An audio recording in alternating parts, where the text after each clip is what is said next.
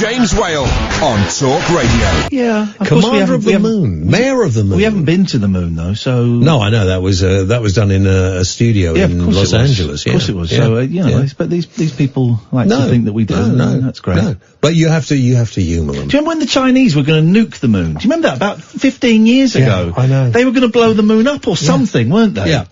Because if the moon was... I interviewed somebody a long time ago who said we'd come back from the future and rebuilt the moon because the moon fell apart. And that's why when you look at it, it's perfectly spherical. I like that. And it's in exactly the right position. If the moon wasn't where it is, between us and the sun, that we wouldn't be here. Yeah. Very arrogant, the moon, I think. It's a very arrogant... Do you think it is? Yeah, because just looking at us at night time. Yeah, I find that. I sometimes, when there's a full moon, I get my binoculars out and I think, you're really looking at us in that way. Through the windows opposite a little bit clearer, can't you? I haven't got any windows opposite, but if there were, I would. Yeah, good lad. You know. But I think there are, it looks down on us, doesn't Arrogant. it? Yeah, you're right. I'm with the Chinese. Yeah. Let's destroy the flipping arrogant moon. Yeah, the trouble is that'll destroy all of us. But anyway, more in-depth, deep conversation with Mr. Iain Lee after the news. I'll see you next Tuesday.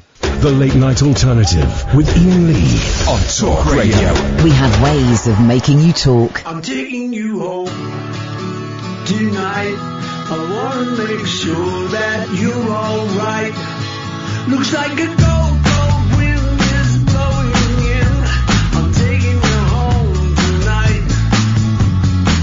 We're like a train that's left the tracks.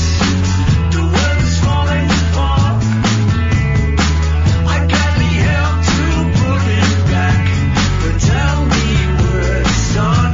I'm taking you home tonight. I wanna make sure that you're alright. Well, the coat you wear is way too thin. I'm taking you home tonight. I read the bad news every day. It's getting harder to cry. Sometimes I'd like to look away, but I can't close my eyes. I'm taking you home tonight.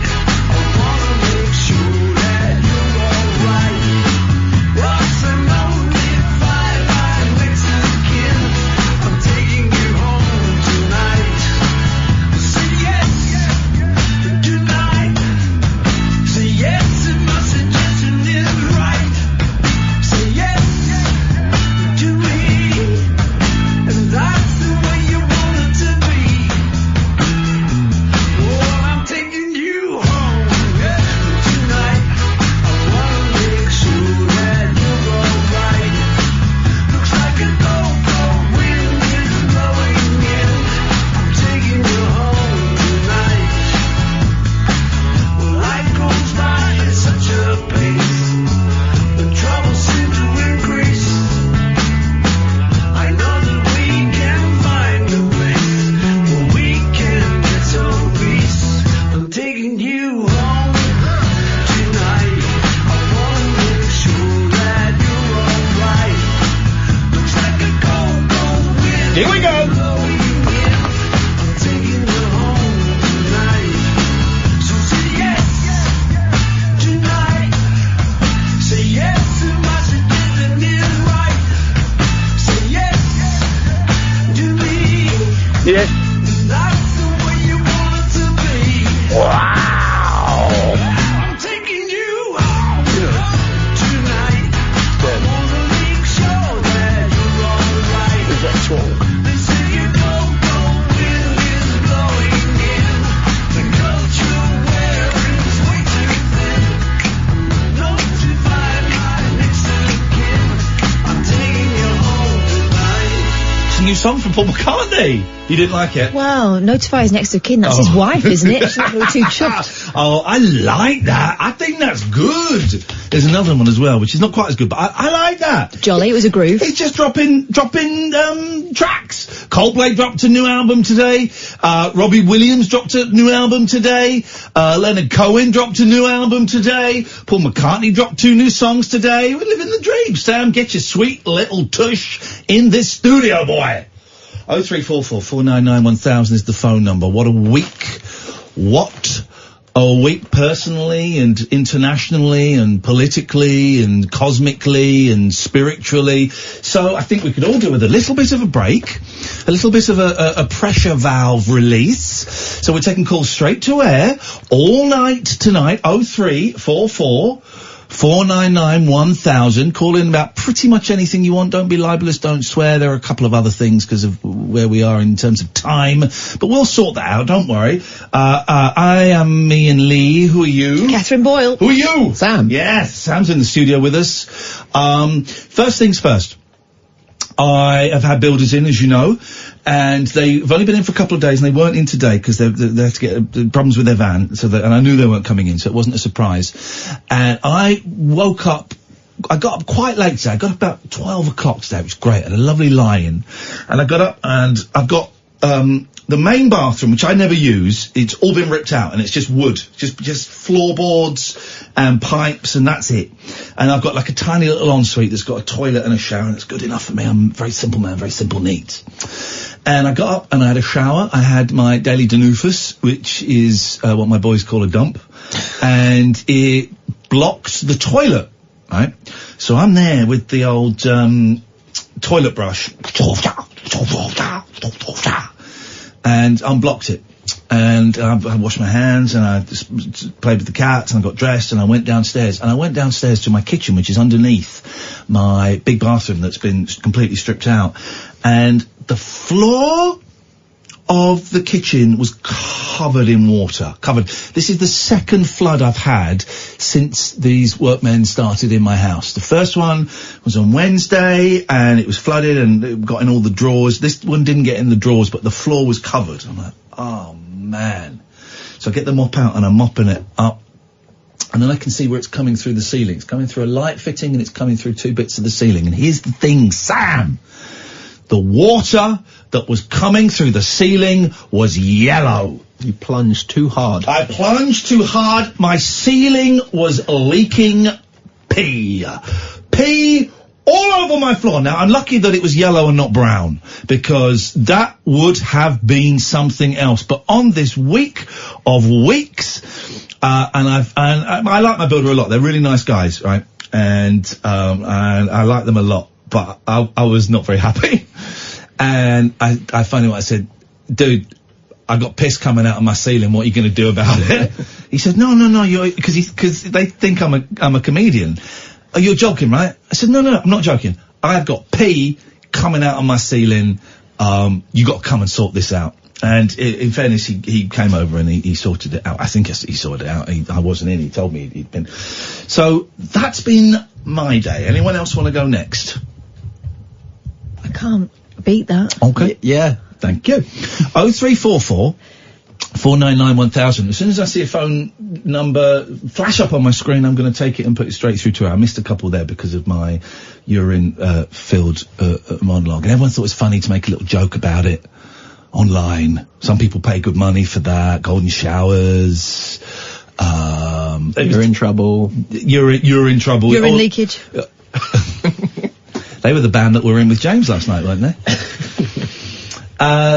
Anyway, so that was, so it's just, and I was not, it's been a tough old week with Velvet passing, and also not, this has all happened on top of not feeling great anyway, and I just stood there watching piss drip out of a light fitting of my ceiling and thinking, what is my life? Man, what is my, this is not what I was expecting. Line 1, you're on the wireless.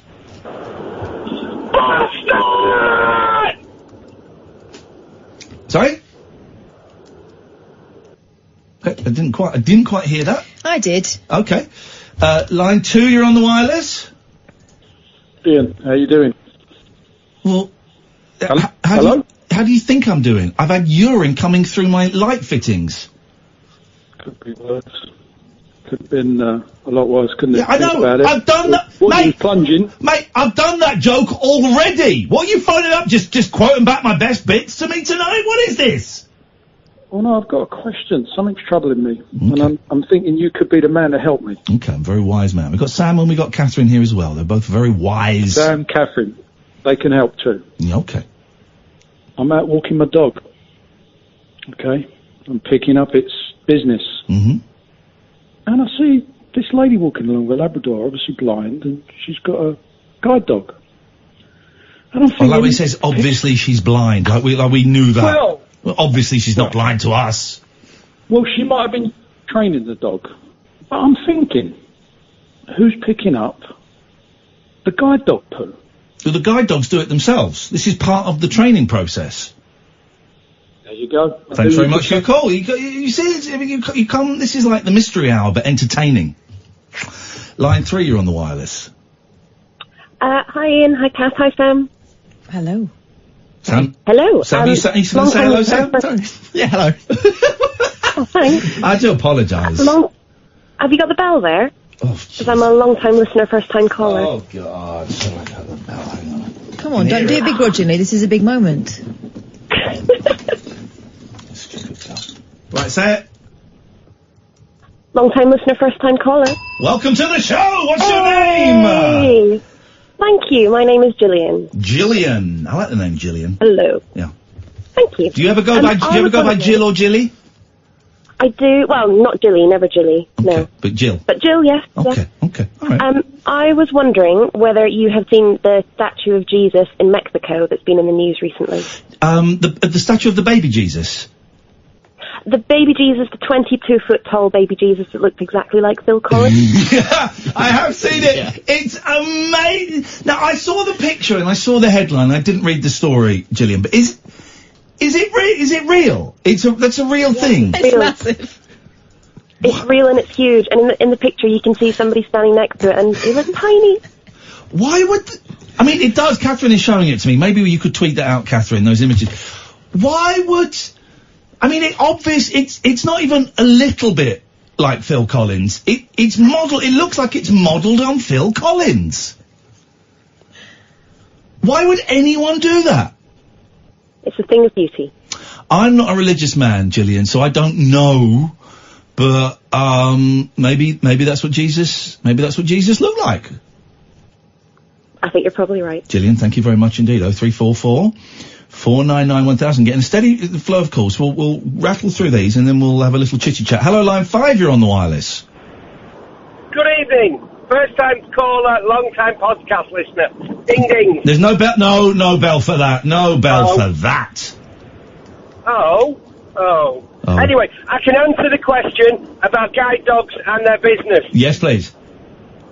They're trained to go on command, so the owner will have a command for you do a number 2 or do a number 1. No. Well, they just put their hand underneath to catch it. They've still got to pick it up. No, that can't be. No. So they do it at home. They'll go in the garden and they'll say, go and do your business, and it'll go and do its business before they take the owner to the shop. Now, what if it's a... Because blind people can be mean. What if it's a mean blind person and they withhold the order for 4 days? Does the dog... Can the dog at any point manually override the lack of order? You've got me now. Okay, thanks. By the way, what are your qualifications? No qualifications. Thank you very much indeed. That's how we like it here. Let's go to line 6. 6, you're on the wireless.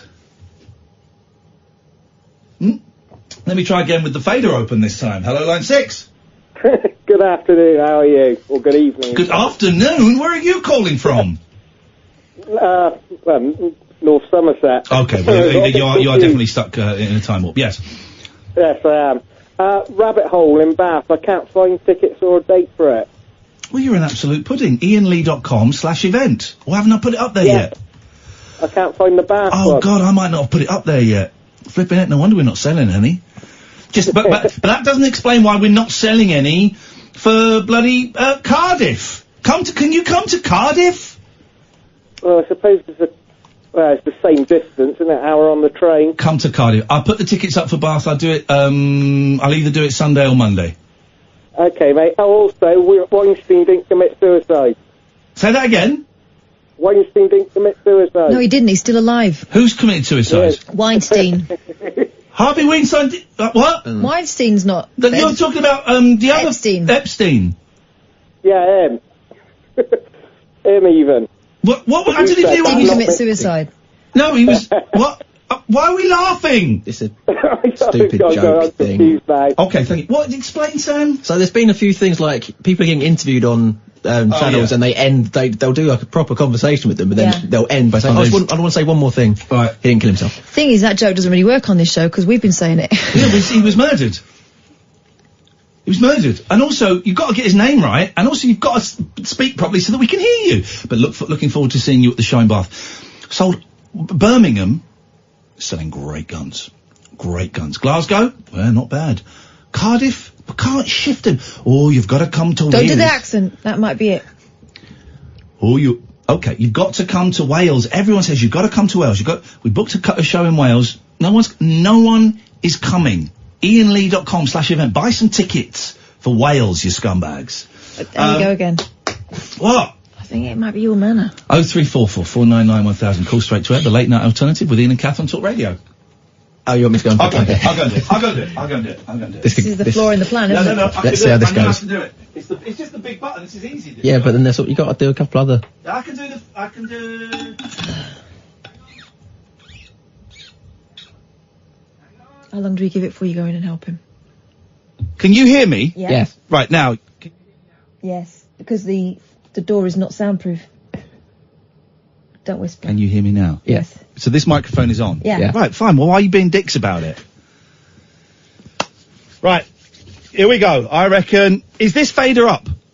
What? For the advert fader? Yes. Fine, well, I'll just do this. Talk Radio. Contact. Call 0344 499 1000. Text talk and your message to 87222. Texts cost 25 pence plus your standard network rate. Or you can tweet at Talk Radio. This is Talk Radio. Kick off your slippers. Don't go to bed. The party is just starting. You can sleep when you're dead. The Late Night Alternative with Iain Lee on Talk Radio. Okay, guys. Okay. That was a bit of an abrupt ending. I don't really know what I'm doing. Sloppy work. See, it's difficult work. Sounding great, guys. Sounding great, guys. Yes. Oh, hang on. Let me turn this off. You do the show. Do the bloody show. Do everything. Right on the desk. I'm doing the show. Yeah. I like to get my hands dirty. I wish you wouldn't. I like to get my hands dirty. Sorry, did he say something? I'm deaf. I can't hear anything now.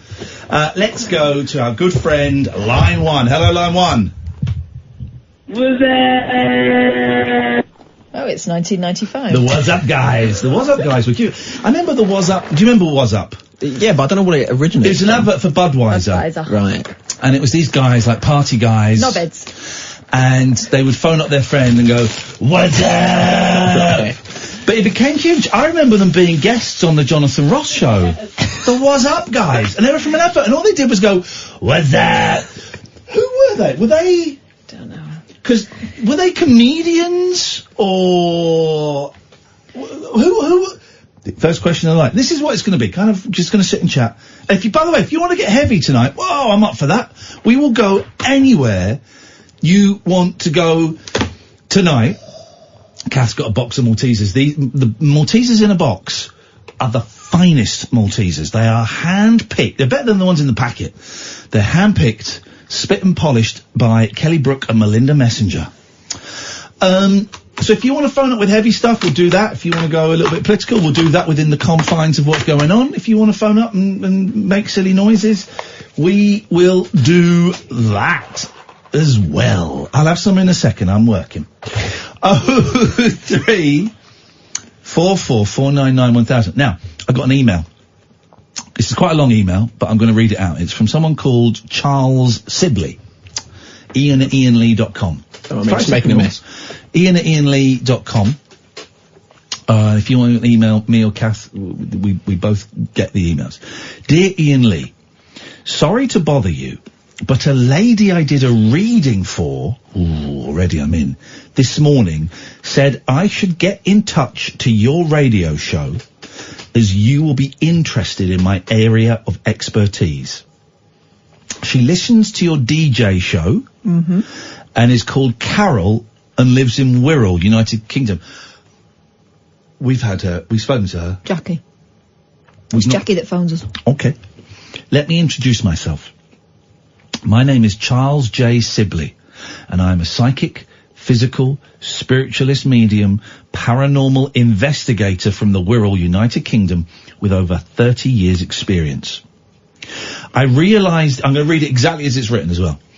I realised the importance of having such a gift after my spirit guides made me aware that I must share this gift with others in order to heal and help guide.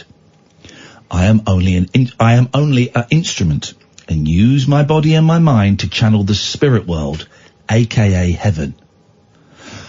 I only recently found out what AKA stands for. Do you know what AKA means? You know, it goes, if I were to say, for example... Yeah, I know what AKA is, I just don't know what it... Okay, go on then.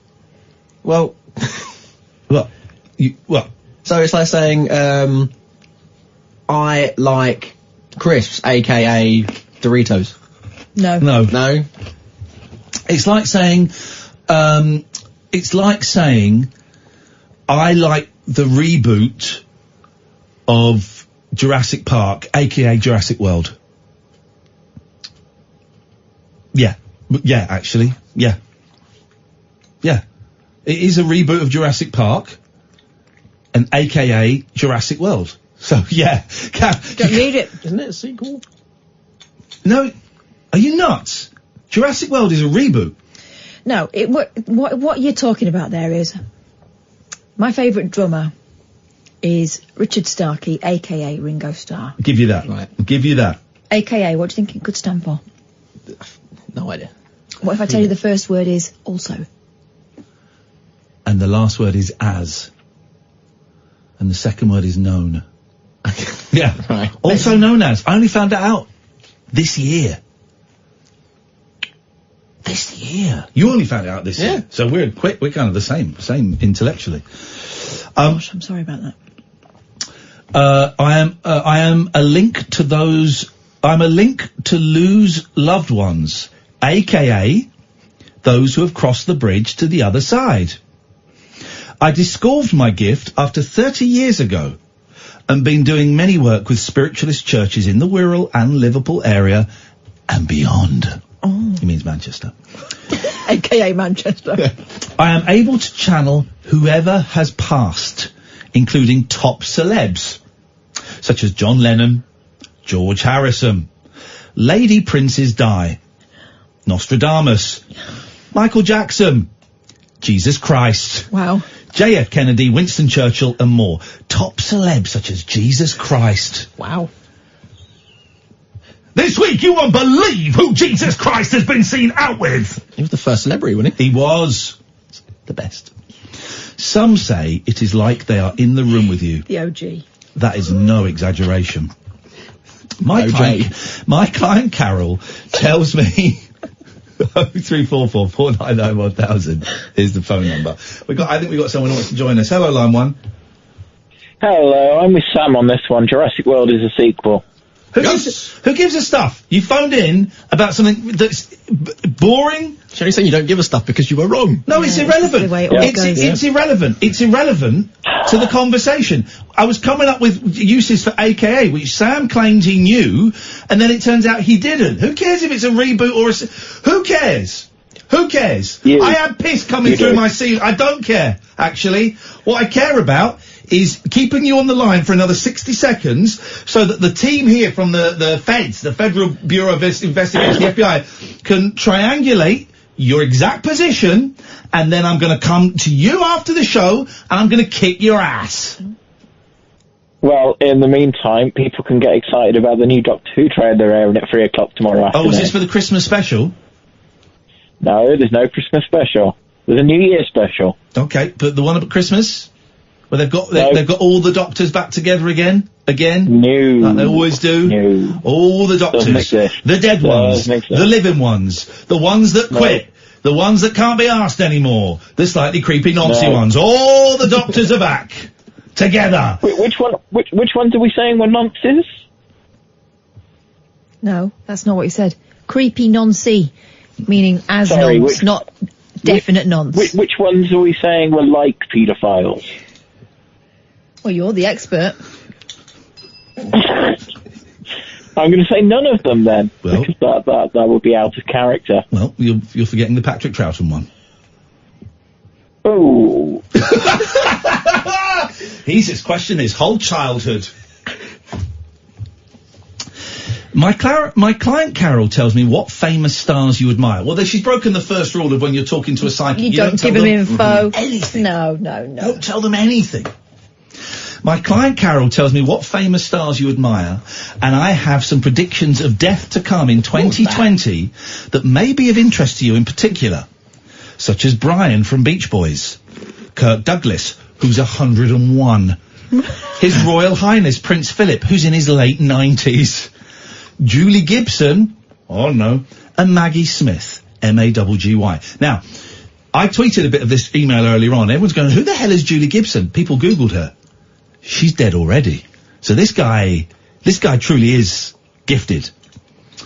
There will also be a world recession in the coming year. By the way, everyone he's listed there is well over 70. There will also be a world recession in the coming year and many environmental problems according to my spirit guides. It's also known as AKA guesses. If you want, I can do you a psychic reading or channel any spirit for your radio show when you are next in Wirral area. Because the show frequently goes to Wirral. All the time. I do not charge, as it is my gift to share from the spirit world. Blessed be Charles J. Sibley, psychic medium. Now, he's got a YouTube channel, right? Yes. So we go to his videos. Oh gosh. Okay. Sam, you can pick one. I'm going to read the names of the celebrities that he's channeled. When you hear one you're a fan of, let me know. We'll stop. Okay. George Harrison, John Lennon. We might be here a while. Adolf Hitler. Oh. John F. Kennedy. Jesus Christ. Winston Churchill. Michael Jackson. So you've got to pick one of those. Princess Diana. Let's go Michael Jackson. Elvis Presley. Okay, let's go Michael Jackson. All right, playing it safe. Let's not do Hitler. We hear quite enough from him. Yeah. We're not supposed to talk about politics. Right. Here we go. So this is Michael Jackson. Hello, this is Charlie. I haven't had any messages off famous spirits for a while, and plus, one thing and another in my life, doing things on the internet. I mean, we all have problems. Anyway, the famous spirits is the one and only Michael Jackson. This is what he's got to say. He will sound slightly different because it works. Oh, well played. I was wondering if he was going to do the voice or not. He will sound slightly different. Slightly more wirrily. Oh. Really, because, one thing and another, and you people who know about these things will know why. Ah, yes, reasons. There's reason. He will sound slightly different. Reasons. There he is. This is what he's got to say. Hello? Quiet. Hello, everybody.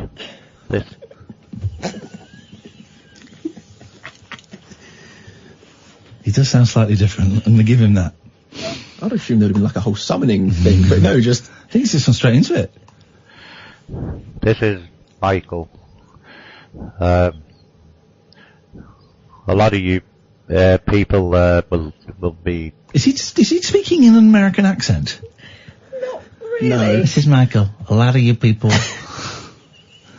will be... We're only laughing. If you're listening to it, we're only laughing because we're scared of your powers. That's all. That's the only reason. Skeptic about it, if it's me or not. But if Charlie was in front of someone, my family. Just go back a bit. Okay, let's go back. This is Michael. A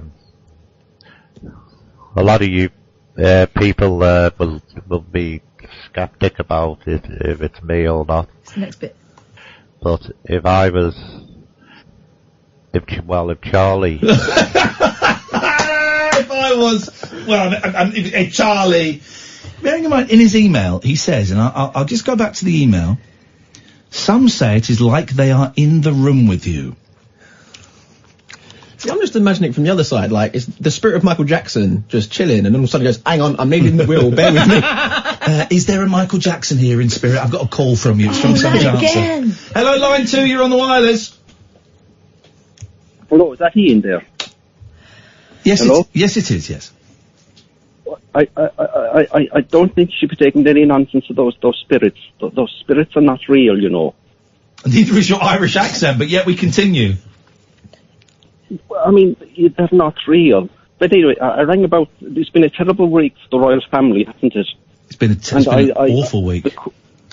The Queen, she's 93, and she's going through a lot with Prince Andrew, so I thought I'd try and cheer her up and sing her a little song. He's phoned up Talk Radio, a station that hardly anyone knows about, partly because the publicity department of this building won't let us publicise the station or the show. When we've given an invitation to be interviewed on TV about the show, the publicity department and News Corps says, no, I don't think that's worth doing. And so Michael has phoned up, it's a true story, Michael has phoned up to cheer up the Queen on a station that she probably don't even know about? Well, let's find out what he's going to do. No, I think she listens. I'm pretty sure about that. Oh, but anyway, to be sure. You know, I've been told that I sound like Justin Timberlake. So if you just hang on that note. You sound more like him than an Irishman. All right. You're in leakage. You're in leakage. You're in leakage. You're in leakage. Is that it? That's it now. Good night. I'll see you next time. I'm writing him down as not Irish Michael.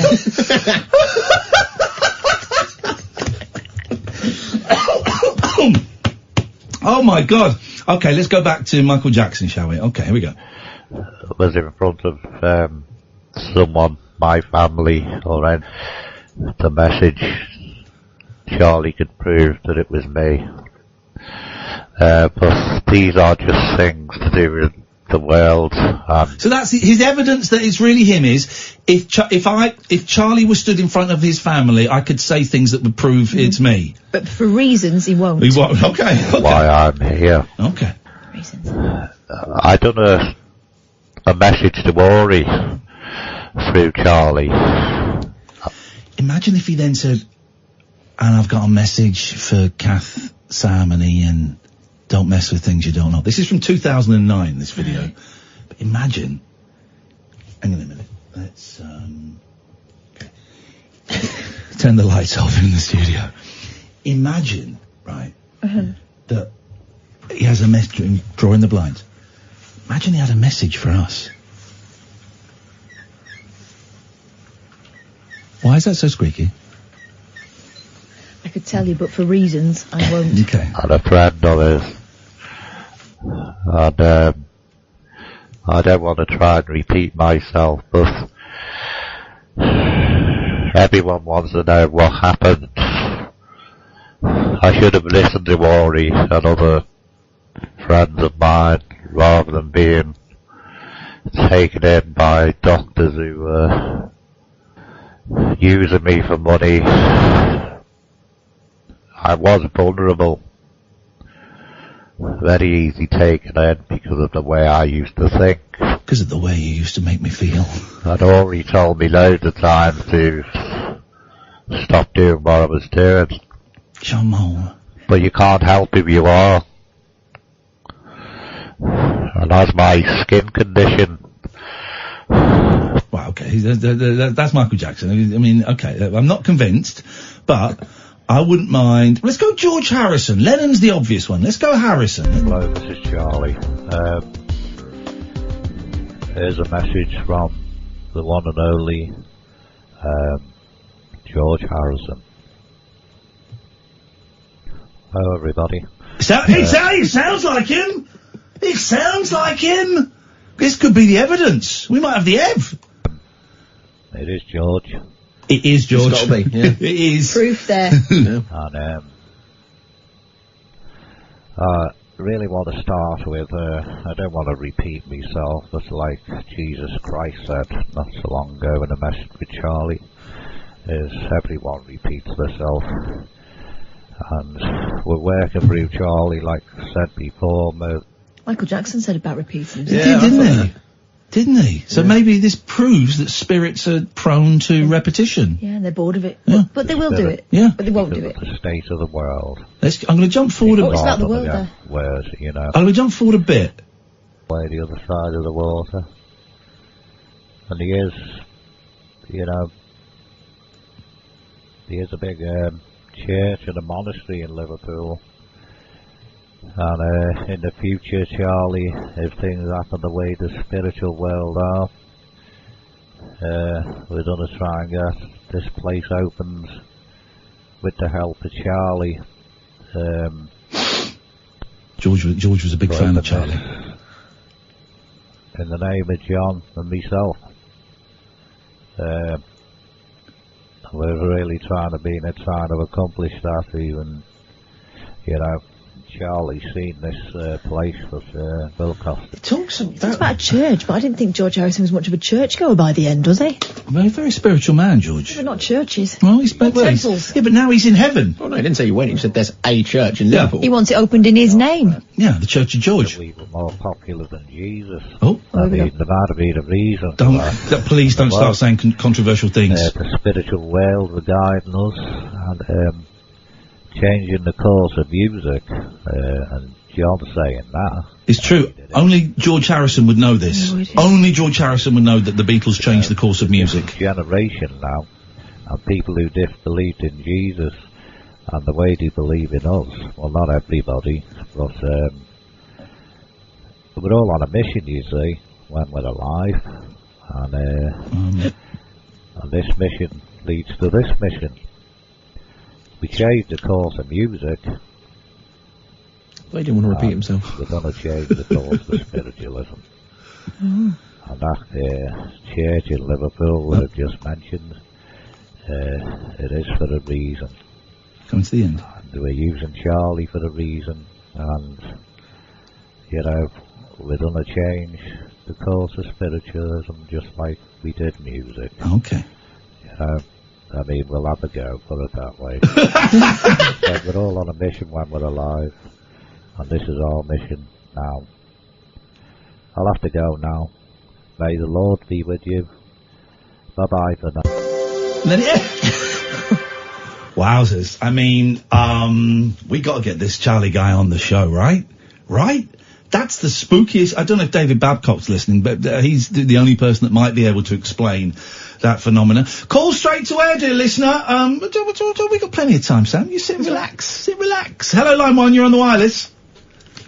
You know, guess what my favourite Michael Jackson track was? Smooth Criminal. I probably could have guessed that. It's quite a famous one. It was, actually. Yeah. It was, yeah, it was quite a big hit. But, I was going to say, I liked PYT before all the unpleasantness. I didn't really like Michael Jackson, but I liked, I like Black and White, actually. Yeah. Which is odd because I am a racist. But I just I didn't like the sentiment, but I liked the tune. It was very catchy. Yeah. But disagreed. Years later I worked out what he was singing about and I was horrified. Something about racial harmony. What was the one he did with Stevie Wonder? Ebony and Ivory was that. What? Alistair, come on, man. You're better than that. Oh, it's McCartney, wasn't it, who did Ebony and Ivory? You're thinking of the one he did with the two he did with McCartney. Say, and The Girl Is Mine. Yeah. Oh, yeah. Sorry, man. You will be. You will give me dead on for that. I've got a couple of reviews. Go on then.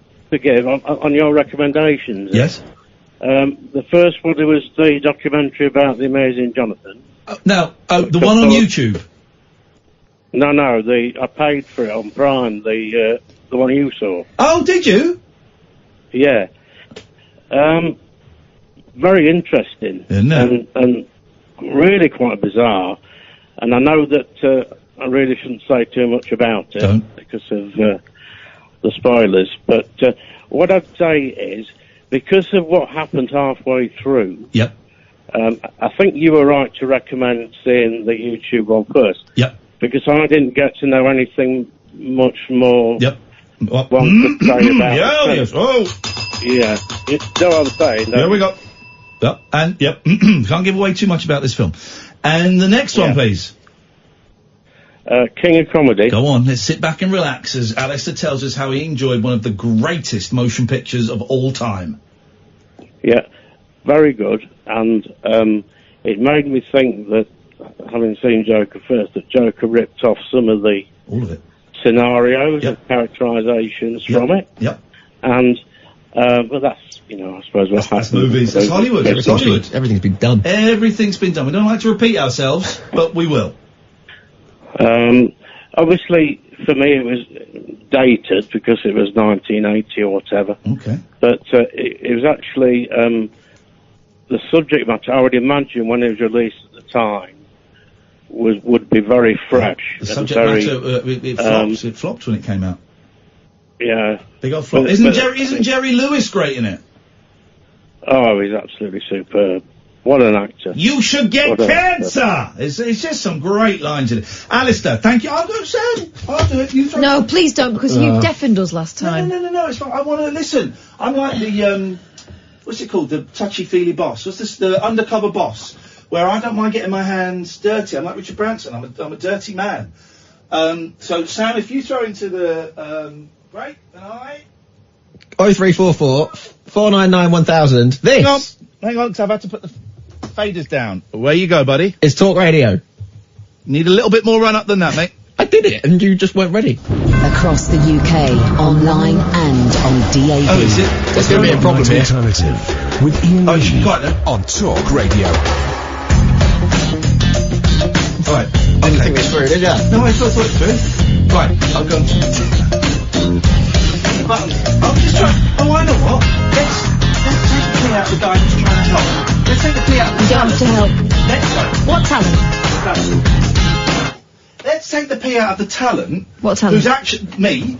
You're referring to yourself in the third person? Mate, I get paid more than both of you put together. All right, Okay. I'm the talent. Yeah. So let's take the pee out of the talent who's just trying to show you plebs that I'm as like you, Hello? but a little bit. I think what you're actually doing is showing how talented Sam is. But now I can't hear through my headphones because you've ballsed it up, Sam. You've done the thing that I do. You've now set it so the show is coming out of the speaker. Is it one of Is that right?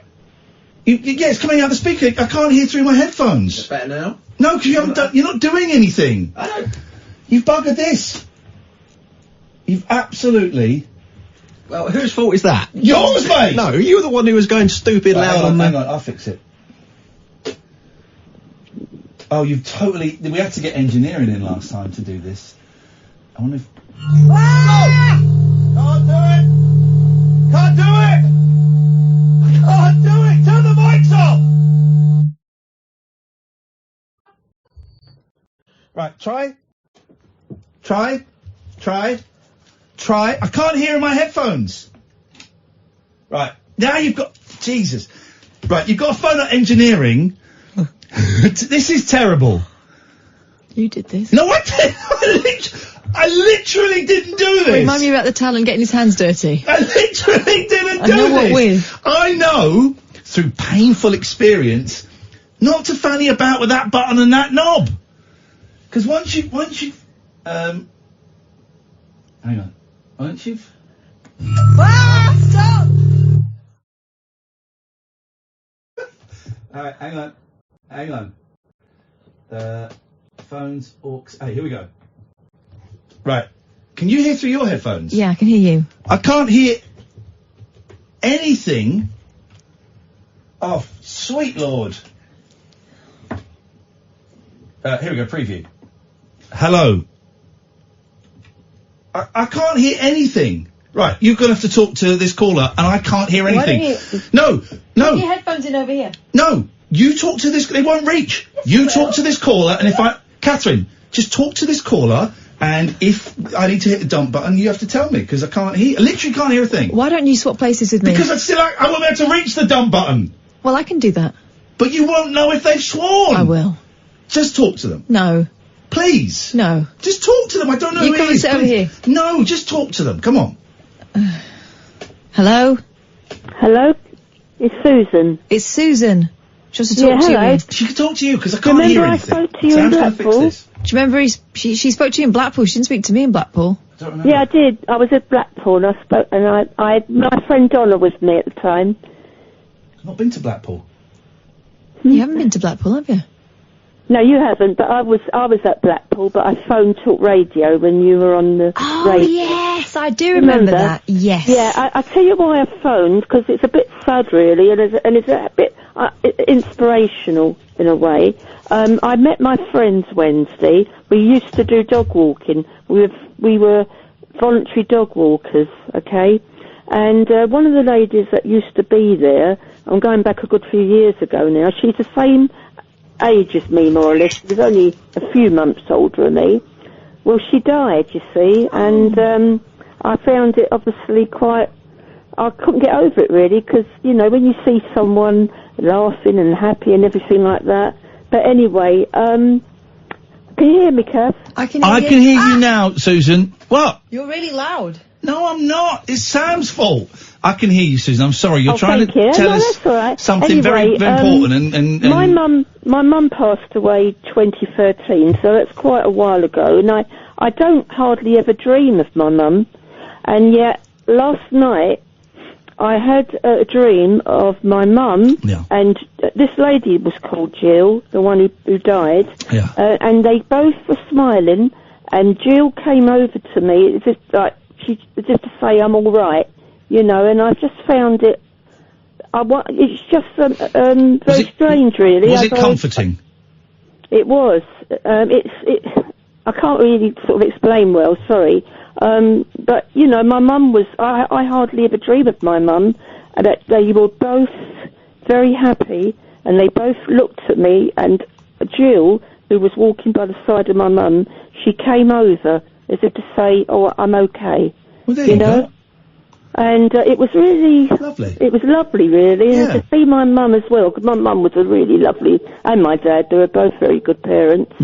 And... I just thought I'd phone up and tell you. And also, do you remember when I phoned you a good while ago? I was having a ghost talk. I'm having a ghost talk by... I remember, You know Katherine. Yes, I think she phones you every now and again. Well, I had to cancel it, but it's on again, and it's on next year, in March, and it's still going to the same charity, the Claxon Food Bank. Yeah, beautiful. You know, well, good but... for you. You know, so, yeah, I spoke to Kathy today. Beautiful. And, but I just thought I'd tell you about that situation Susan, that I had, you know. Thank you for sharing your situation with us, and I'm glad that it brought you some comfort. Thank you very much. Indeed. Slightly more important than that is what is going on with the studio, Sam. I don't know, the desk just needed resetting. It's all done. But it wasn't me, though, was it? Well, it might have been. Whoa, I don't know what caused it. It was fine before you started messing. Let's just... Wasn't messing, I was helping. Oh, Jesus. So... I'm not allowed to help now. Would you rather I was like a really shouty presenter that rollicked the team, whether they deserved it? Would you rather I was Julia? Wow. Unbelievable. You are quite shouting. No, you but do no, rollick I'm us shouting quite in a a lot. fun way. I'm shouting in an excitable, I've just found a funny video on YouTube way. This guy on first dates looks like our boss Denny Morris kind of way. I'm not shouting in a I'm going to destroy you and get you fired and you'll never work in this industry again way. I'm pretty sure you've said those exact words to you me. said that to me earlier, actually. Line 1, please, can you save me from these idiots? Oh, jeez. The answer is no. Line 1, you're on the air. Aberdeen. Come in, line 1. Aberdeenshire. Yes. That's you. Yeah, Linette. Linette? Yeah. Linette. Linette, you're on the radio. Okay, right. Turn your radio off. I have, yeah. No, you haven't. I have. I can hear it. I have the radio on, yeah. Yeah, can you turn it off? Oh, okay. Yes. Why? He's angry with me. Okay. It's off now. Huh? It's not, is it? Sorry? I can still hear it! I can hear, Ian talking, yeah? Yeah, I'm talking. This is Ian, and I'm talking to you now on the phone, and we're on the air. Right. But I need you to turn your radio off. I have. It's off.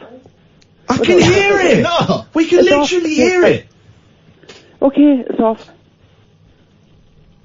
Okay, Linette, how can we help you this evening? I just want to put a point across about Scottish and political things, yeah? Scottish and political things. Let's see how far we can go with this. Okay. I'll tell you what. I've had one or two central belt people be very rude to these your colleagues, yeah? I want to put that straight. I'm from the Highlands, I'm from Shetland. We're not all like that, okay? Is that okay? You're not all like what?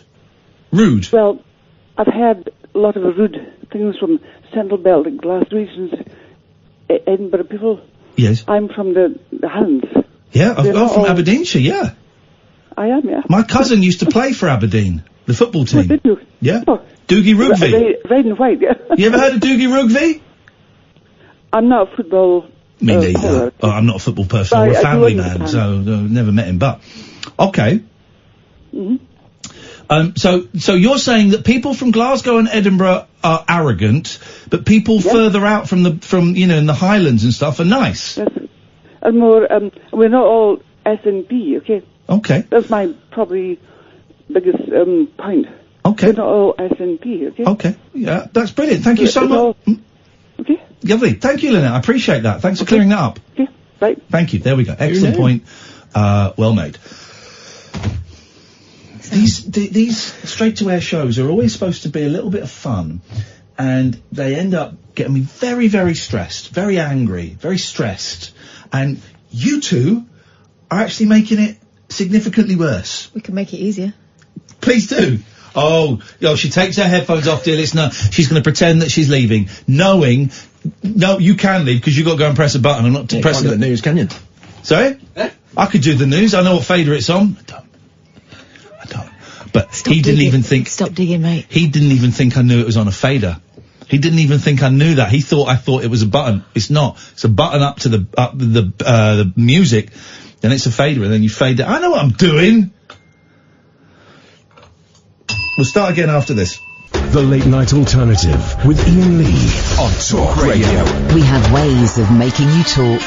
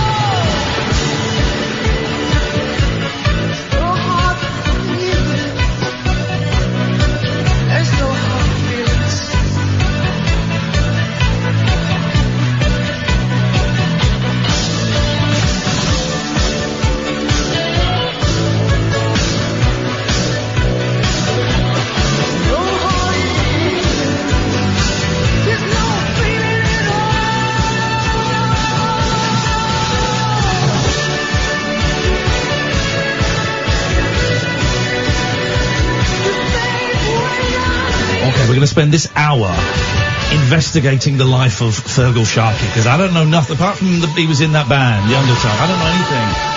This turns out this song is incredible. The one we played yesterday is incredible. It's got two women playing drums. I love bands with double drummers. Kath, name another band with double drummers. Oh, the Glitter Band. There we go, Adamant. That's all I got. That's all I got. Both women drummers here. Some video, man. And his hair and the arrogance. He's got that pop star swagger that I want. It's wonderful. If anyone knows anything about Fergal Sharkey, here's what I want to know. Did he have a good album? Did he have like an album that people go, ooh, that Fergal Sharkey album from 1986. Oh, that's what you want to get your hands on. Is there a whole album that sounds like this? Because I'd buy it. This is ridiculously pompous. Big ending, big ending.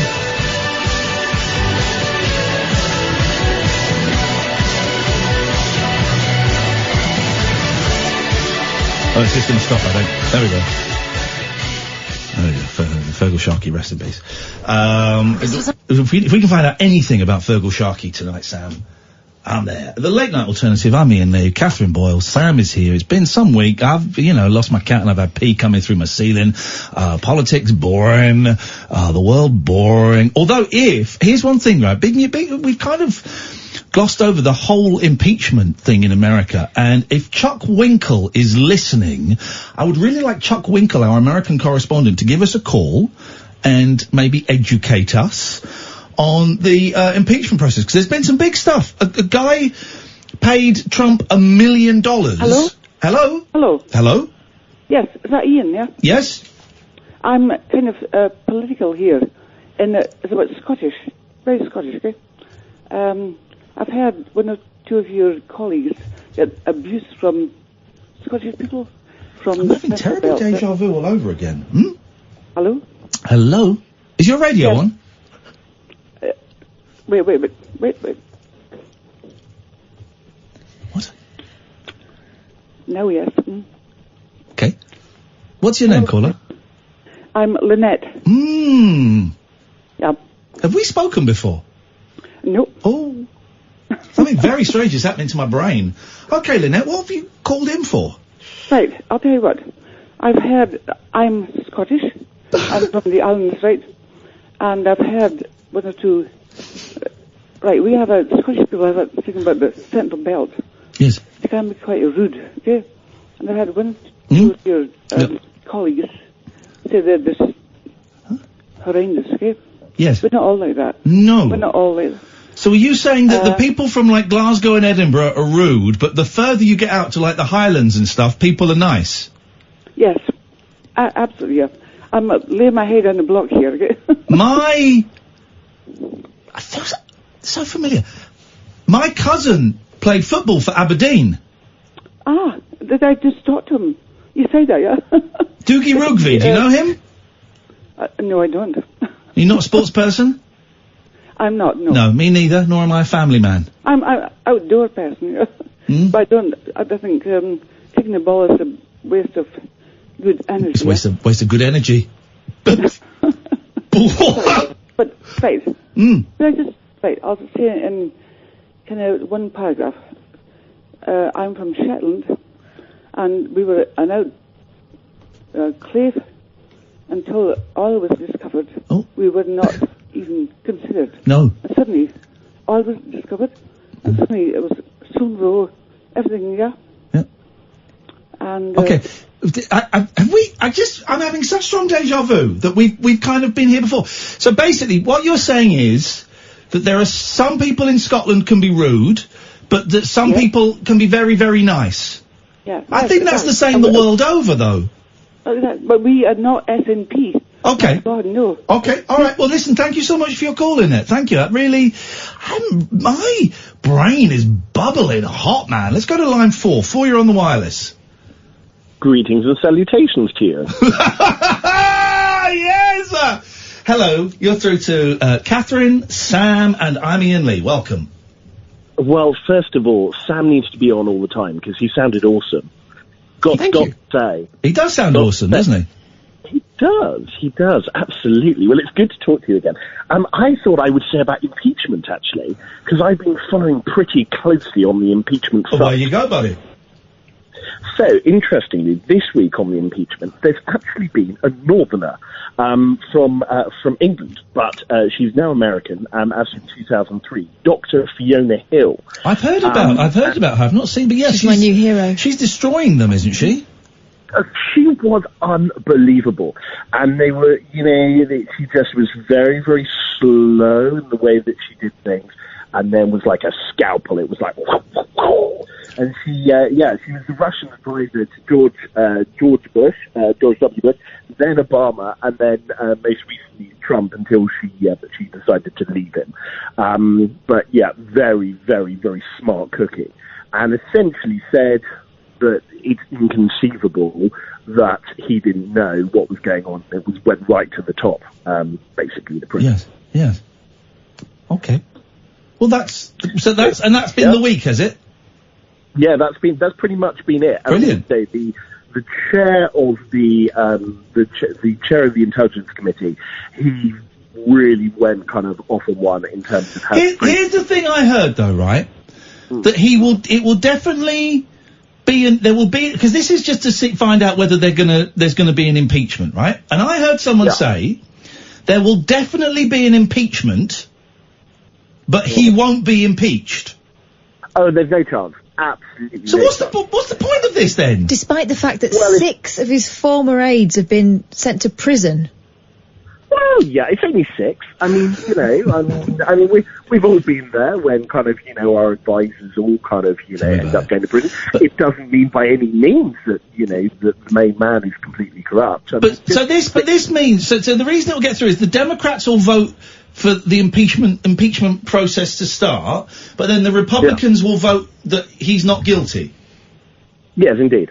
And what you've got to do, what's really important is you've just got to go and get the sound bites. That's what it's all about. Be like fake news, it's fake news, or and if it's not saying it's fake news, it's kind of, quid pro quo. There was no quid pro quo. Hey, so he came out and gave this, I found this quite fascinating this week. He came out the other day and said, there was no quid pro quo, it's fake news, there was no deal with Ukraine, right? That's what he said, right? And then there was a picture of his notepad, and on there it said, there was no quid pro quo, this is fake news, there was no deal with Ukraine. Yeah, and it was written in felt tip. Was that a genuine photo? Because that looked like an open mic stand-up routine. Was that real? Yeah. No, this is totally real. It's all about short periods. Interesting, during the electoral campaign, so my wife's American, and we were talking about it. And the reason why they think he did so well is that literally he was all about short statements. And those short statements people can grab onto. Okay. If you get, like Clinton explains stuff, you start explaining stuff, then, people switch off. There's the film that's not very good, but it's, hello. There's a film that's not very good, but it fits perfectly. Idiocracy. Have you seen that? I haven't. It's set about 100 years in the future, and basically, Idiocracy, it's every, have you seen this? Yeah, I've seen this. Everybody's thick. Everybody's stupid. And this is the beginning of that evolution. Thank you very much for explaining that. It genuinely helped. But so, was the picture of the speech real? Because it looked, it's like, when there's that picture of him holding up something and people would superimpose Photoshop. like a cock or stuff. It looked like that. But I think it was real. Let's take one more call and then we'll have a little break, shall we? Hello, line 3, you're on the wireless. Hiya! Hiya! Hello, it's Amy. Hello, Amy. Hello, you both alright? Well, depends which both you're talking to. We've got me, we've got Katherine, and we've got Sam here. Oh, I'm so sorry. Hi, Sam, as well. Hello. Hi, Kath. Hello. Hi. What did you want? This is not the know if we're all right. This is not the Hello Show. Although that's a great idea for a show. You just phone up and say, hello, and that's it. That is the Hello Show. That's the last hour. There we go. Yes, Amy, we're all fine, apart from the fact my cat died and I had piss coming through my ceiling today. I know, I'm sorry, but I... Well, you should have found a bucket! Okay, but I'm sending you a little gift. I did. Oh, you're sending me a little computer game book, I saw. Yes, that's very kind. Thank you. What can we do for you tonight? So I'm just on my way home. I'm going to have to divert to a McDonald's because I'm starving. But I went to the theatre. I went to see Lion King. Oh. What, are you rich all of a sudden? Those tickets cost a fortune. They do. I had to pay it off in instalments. Yeah. But honestly, people's theatre etiquette, like, people are so rude. Go on, what happened? Because if I go out to the theatre with Kath, she is farting like nobody's biz. Yeah, sounds likely, doesn't it? Wow. So I'm second row in the stalls. Okay, so they're pretty expensive seats. Yeah. And I've paid lots of money. And this couple in front of us, after every song and after one person spoke, they'd have a full-on conversation about it, but the whole entire row would hear the conversation. Oh, I'll tell them And to it's shut just up. not necessary. I would tell. Well, Yes, I would so tell it them. is. Me and my sister were at the screening of this amazing Jonathan documentary the other day, and it was linked to the BFI. So we were watching it in a tiny theatre. There were about 12 people in it with our cinema, and it was linked to the BFI. And after the film, it went to a Q&A that was at the BFI, but we could still see it. So as far as I'm concerned, this is still part of the show. This is what we've paid for. Yeah. But then there were 4 people next to us that were just talking. And I was getting pissed off, but I haven't been out with my sister for a long time. And she got there before me. Really loudly, a couple of times. And they were so rude. You think, shut up. I've noticed that a bit, though. People, right, everyone, if you go and see a film or if you go and watch a play, there may be a moment where you just want to say something quietly, right? And that is enough. Yeah. That's it. That's the end of it. But I've been to some things recently where people are talking in this voice, like they're on their own. And that is, I'm afraid, out of order. They should be chucked out. Whatever happened to the usherette? They got sacked, mate. What were you going to say? See, I wouldn't have told them to shut up, but I'd have taken the sarcastic route and just joined in the conversation. What? Yeah. That's insane. Yeah. I once told some young girls at a screening of Paranormal Activity, midnight screening of Paranormal Activity in Camden, a bit of a rough area. They were on their phone. And I said very loudly, "Would you please turn your effing phones off?" Yeah, sorry. Yeah, sorry. So, etiquette is awful. You should have told them to shut up, Amy. So I did. And then she told me that she was enjoying the show so much that this is why they had to have the conversation. Yeah. You say, I've spent 50, 60, 70 quid on a ticket, and you'll ruin it for me. And I'm not enjoying the show because of your conversation. Yeah. Exactly. I just said to me, look, there's a time and a place, and that time's interval, and that space is outside the theatre at the end of the show. Boom. And... Mic drop. Yeah, boom, mic drop. And then during the interval, they decided to slag me off, bearing in mind I'm sat right behind them. Then I would have done Sam's thing of joining in. Then I would have joined in. Oh, just honestly, it's so rude. And as a performer myself, honestly, that for the performers as well, it's awful. And they were front row, and obviously they had the band in front of them. So you should have donkey punched them. Speaking at their loud level. Is that a thing? Donkey punching? Yeah, you should have donkey punched them. Amy, thank you. My best one of those was in New York when I took the boys to see School of Rock on Broadway, and the tickets were a fortune. It was like $200 a ticket or $150 a ticket, something ridiculous. But I thought it's a once in a lifetime thing. I'm going to take the boys to see a show in Broadway. And we got there, and we were sat right at the edge. We had the last 3 seats, and my son sat on the aisle. I sat in the next one, and then my youngest was sat next to me. And then old woman got behind my son on the outside, my eldest son, and I said to him, "Can you see okay? Do you want to get a booster seat?" And I heard the woman behind go, "Oh my God, oh no." And she heard her talking to the man, "Oh no, this is awful." And my son said, "Yeah, I'll try it." And I said, "Okay, well, go and get you a booster seat," right? So then he sat on the booster seat, and the woman behind was tutting the whole way through. And I was so pissed off. I said, I tell you what, son, why don't you sit in my seat? I'll sit here. And she went, oh my God, are you for real? And I turned around, I said, what did you say? I didn't say anything. I said, yes, you did. These tickets cost me $150 each. This is my boy's big day to come to a Broadway musical. We've spent the entire week in New York, and everyone has been wonderful to us, and you are the first person we've met that's tutted because you've got an 8-year-old boy sat in a booster seat in front of you. Also, you're watching a load of 8-year-olds on the stage. I said, how dare you?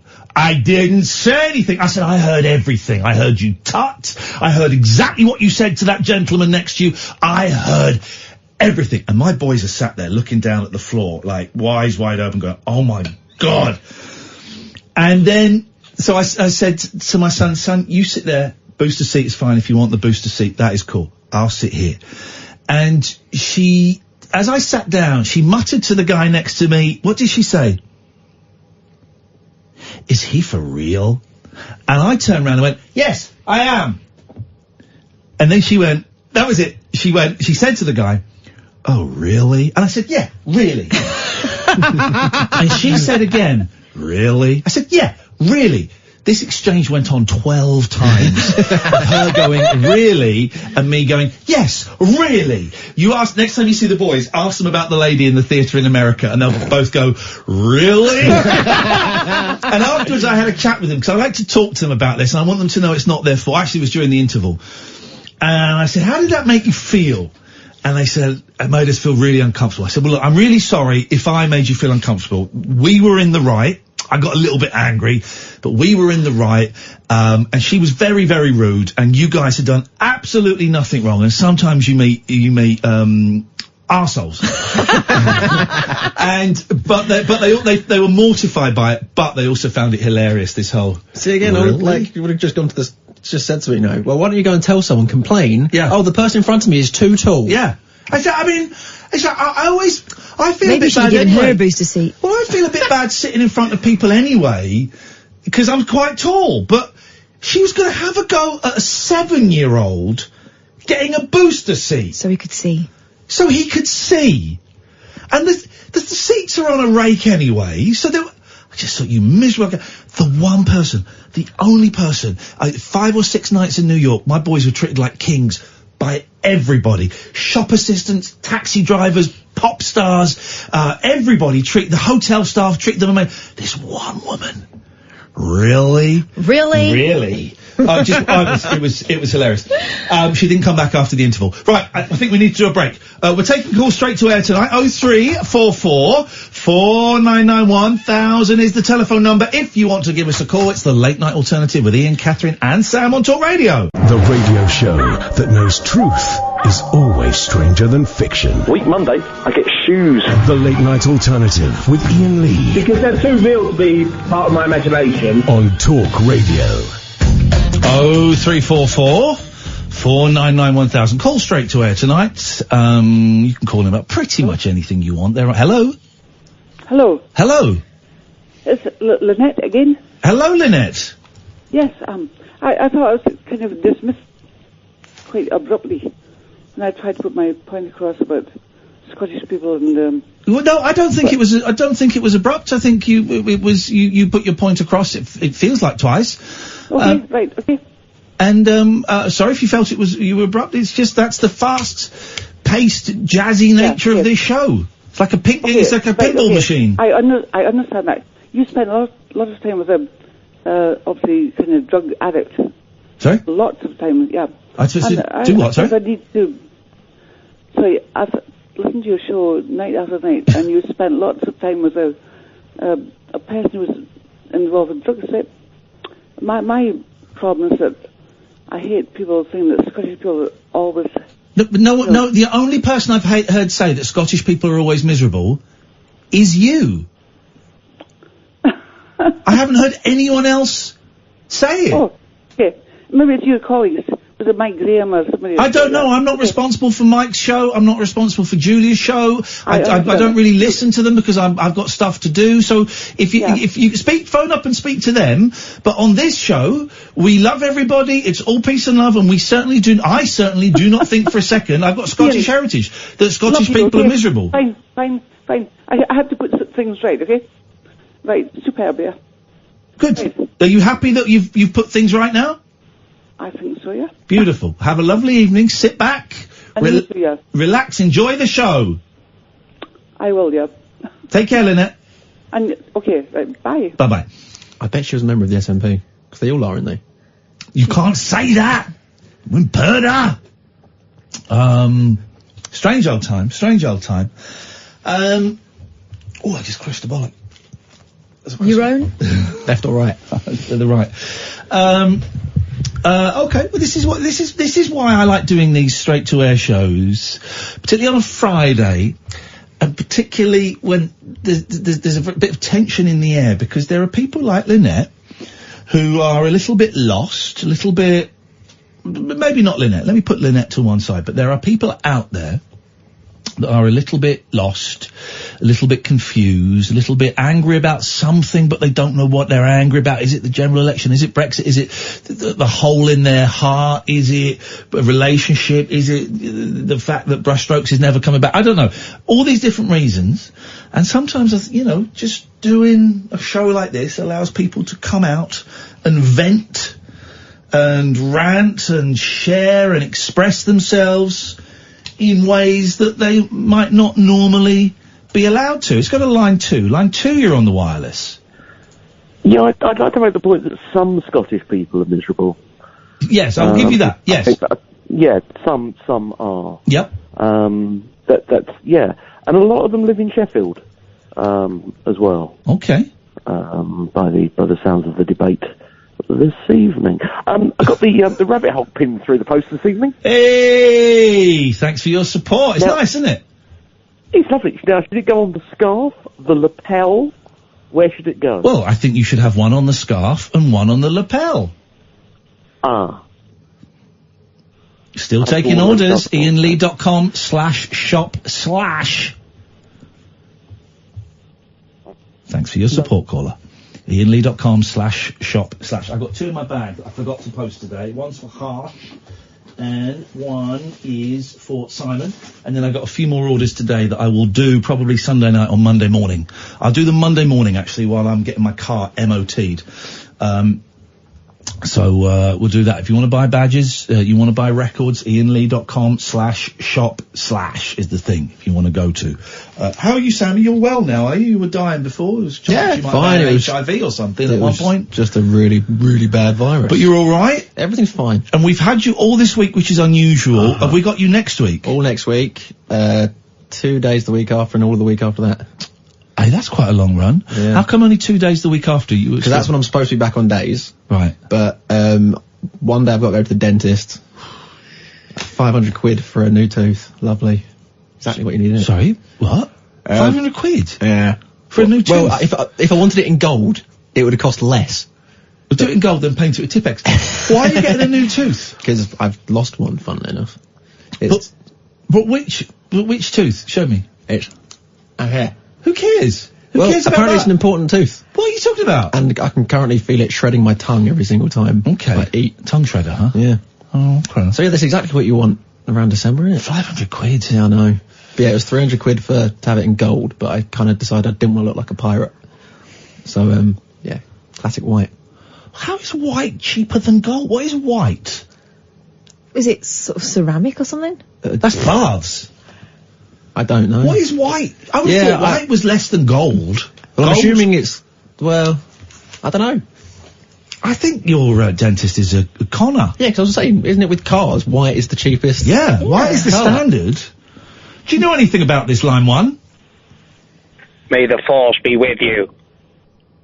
Okay. I'm going to take that as a no. Star Wars is really getting on my nerves at the moment. There's a lot of Star Wars around. The new movie. The Baby Yoda thing. The Baby Yoda. It's the TV series. The new movie's coming. The TV series. There's a new game. I'm just bored of Star Wars now. Yeah. Are you bored of Star Wars, line 2? Yes. Put the phone down. There we go. Doesn't even want to discuss it. Bored of Star Wars. What's your weekend this weekend, Catherine?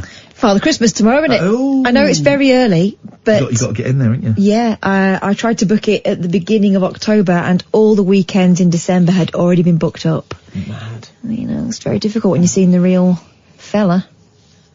We know he's the real fella because he's the same one year after year in all the photos. Are you going to get a Christmas tree? Not this weekend. No, but this year? Yeah. Okay. Do you think that's a good idea?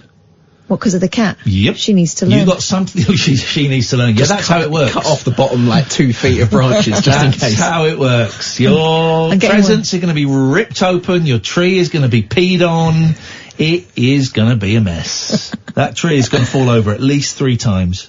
Well, I've got a very stable... relationship. Stand. It'll be alright. It's all part of the fun of having a kitten, isn't it? It is all part of the fun.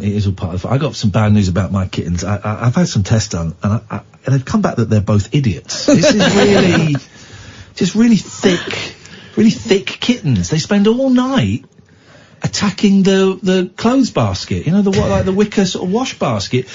Patty sits on top and attacks it from the top, and George just clings off the side, attacking it from the side all night. And I keep waking up going, babies, come on, I call them babies. I wasn't here. Where do these 2 new ones come from? Because the 2 new cats. Yeah, I get well, that. when a mummy cat and a daddy cat love each other very much. Ages ago, I saw some kittens on Facebook, and someone said, I'm fostering these. If anybody wants them, let me know. And I posted, I'll be up for that, but I was second. And she said, I'm afraid they're gone, but I'll pass your number on to the RSPCA. And I went, okay, well, that's how it's meant to be. Then I forgot about it. And then about 2 weeks ago, the RSPCA, it was just over 2.5 weeks ago, the RSPCA phoned me and said, we've got some kittens in, would you like to come and look at them? And I was like, this is when I had 3 cats, and I was like, I'll go, yeah, sure, I'll go and look at them. Of course I'll go and look at them. And I went and looked, and there was this lovely cat fosterer called Vicky, and she had 6 kittens. And they were tiny. And I've not had a tiny kitten since I was 4. Right? All the other cats I've got have been a bit older. And so there were 3 pairs, 2 black ones, and I thought, I've got black cats already. I feel I've done my part for the black cat community. Then I think there was 2 black and white ones, but then there were these 2 little tabbies, right? And they were so small they could just sit in your hand, and one of them, the boy, had these massive ears, there's fluff coming out of it. And I just went, oh my God, man. I said, I want these 2. And I ended up getting these 2. It's just, I'm just getting worried, because the time before when the 2-week stint I wasn't doing this, Kath got a cat. Yes, it's your turn. I'm worried what's going to happen next time. Can't leave us alone. I'm obsessed, and so for a while I had 5, and then Velvet passed, and so now I've got 4 cats, but it's very tense. So the babies, 2 different gangs. Yeah, the babies like hanging out with the girls who are teenagers now, but the teenagers don't want anything to do with the babies. And I told you, Lucky swiped at George last night while he was having a shit. Oh, now. Just learning his place. Yeah. So, but it's getting better. As I said to you, she's established herself now as the senior member of that family. Well, it's a pat on the back, well done. No. Getting better, as I've had both the babies on me, and then one of the other cats has come and sat with me for a bit and then growled. But George now copies Mucky in that when he's eating his food, he just growls, because that's what she does. She's growling while the babies are trying to eat their food, so he just growls as he's eating all the time. It's the weirdest thing. Cats are the best, man. You got any pets, Sam? I've got a dog. Okay, well, that's a shame. One day you'll realise. Hello, line 1, you're on the wireless. Oh, hello. Hi, it's Mandy. Hello. I wanted to talk about my cat, if that's okay. It's okay. Could you talk into the phone, Mandy? Okay. Oh, hang on. I know it's an odd request, but I'm a bit old-fashioned. No, sorry, I had it on speaker. Sorry about that. Mandy, smack your Silly bottom. me. Smack your bottom. I haven't rang you for a long time. Go on, talk about your cats, Mandy. We're in a cat mood tonight.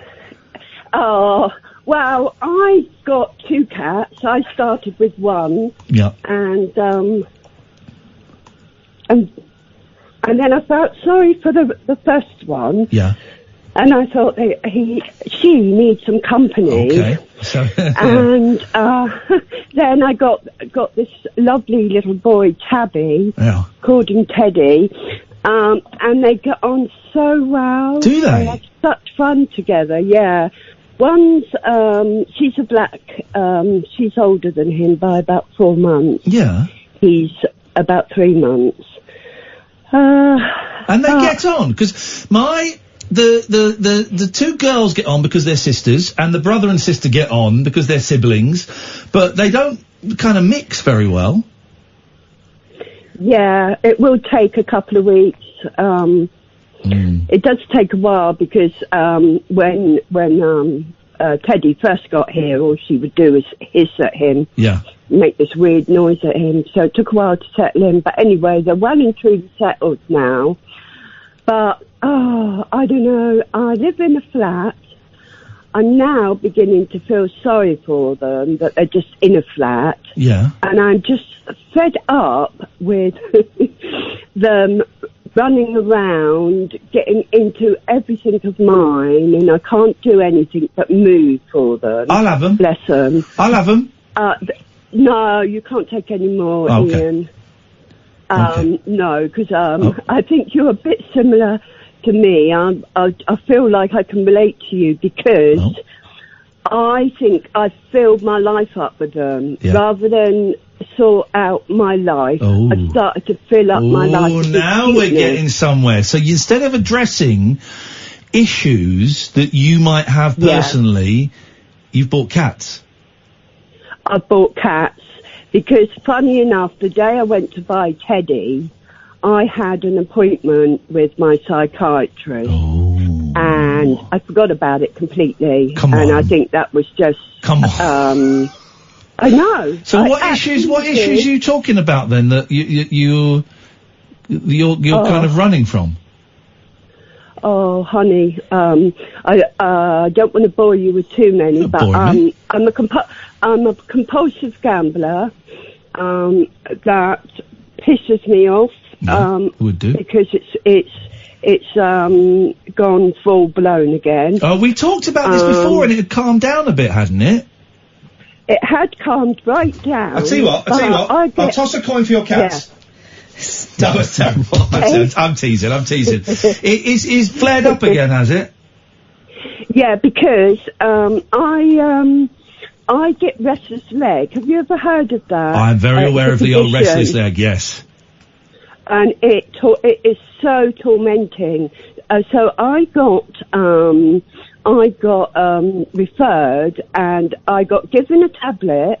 The tablet is brilliant. Yeah. It can get rid of restless leg, but would you believe the side effect of that tablet is ropinirose, but maybe not, I shouldn't have said that maybe, but is a tendency to gamble. Right. Okay. No, I can understand. I can understand that. That might raise a few eyebrows, but I can understand how a drug that does one thing can take the lid off an addiction or something. Because it's doing something with your brain. Yeah. You know, whatever it's doing.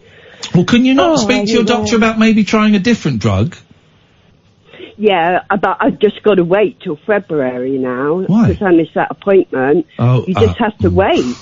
Oh God! I can't do anything. Okay, so if I may be so bold as to suggest that this reawakening of the gambling is possibly two things, maybe more, but certainly two things I can see.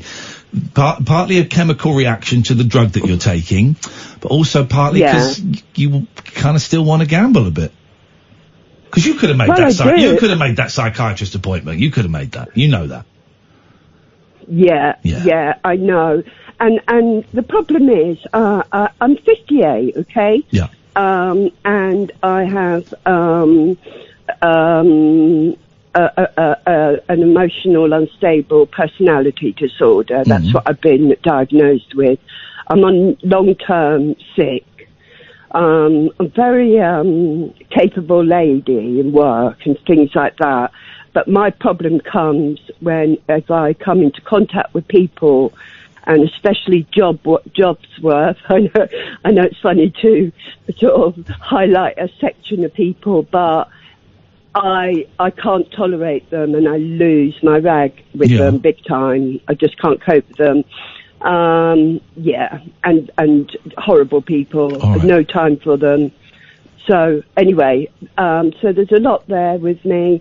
I would like to find something just to make my life feel a bit more worthwhile, because I live on my own, you see.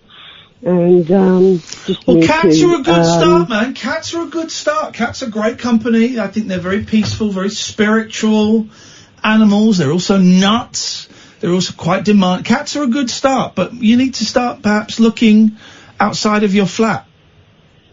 Yeah, I do. I do. I don't know where to go, but I will have to start looking. Let me take the small cat. Do you want to? He's beautiful. He would really... Oh, no, I'm teasing. No, you can't. No, I'm teasing. I'm sorry. That was a bad joke. No. You look after them. You love them. Now. No, I've got enough and I do love them. Well then, and you want to keep them, right? I am going to let them go. What do you mean you're going to let them go?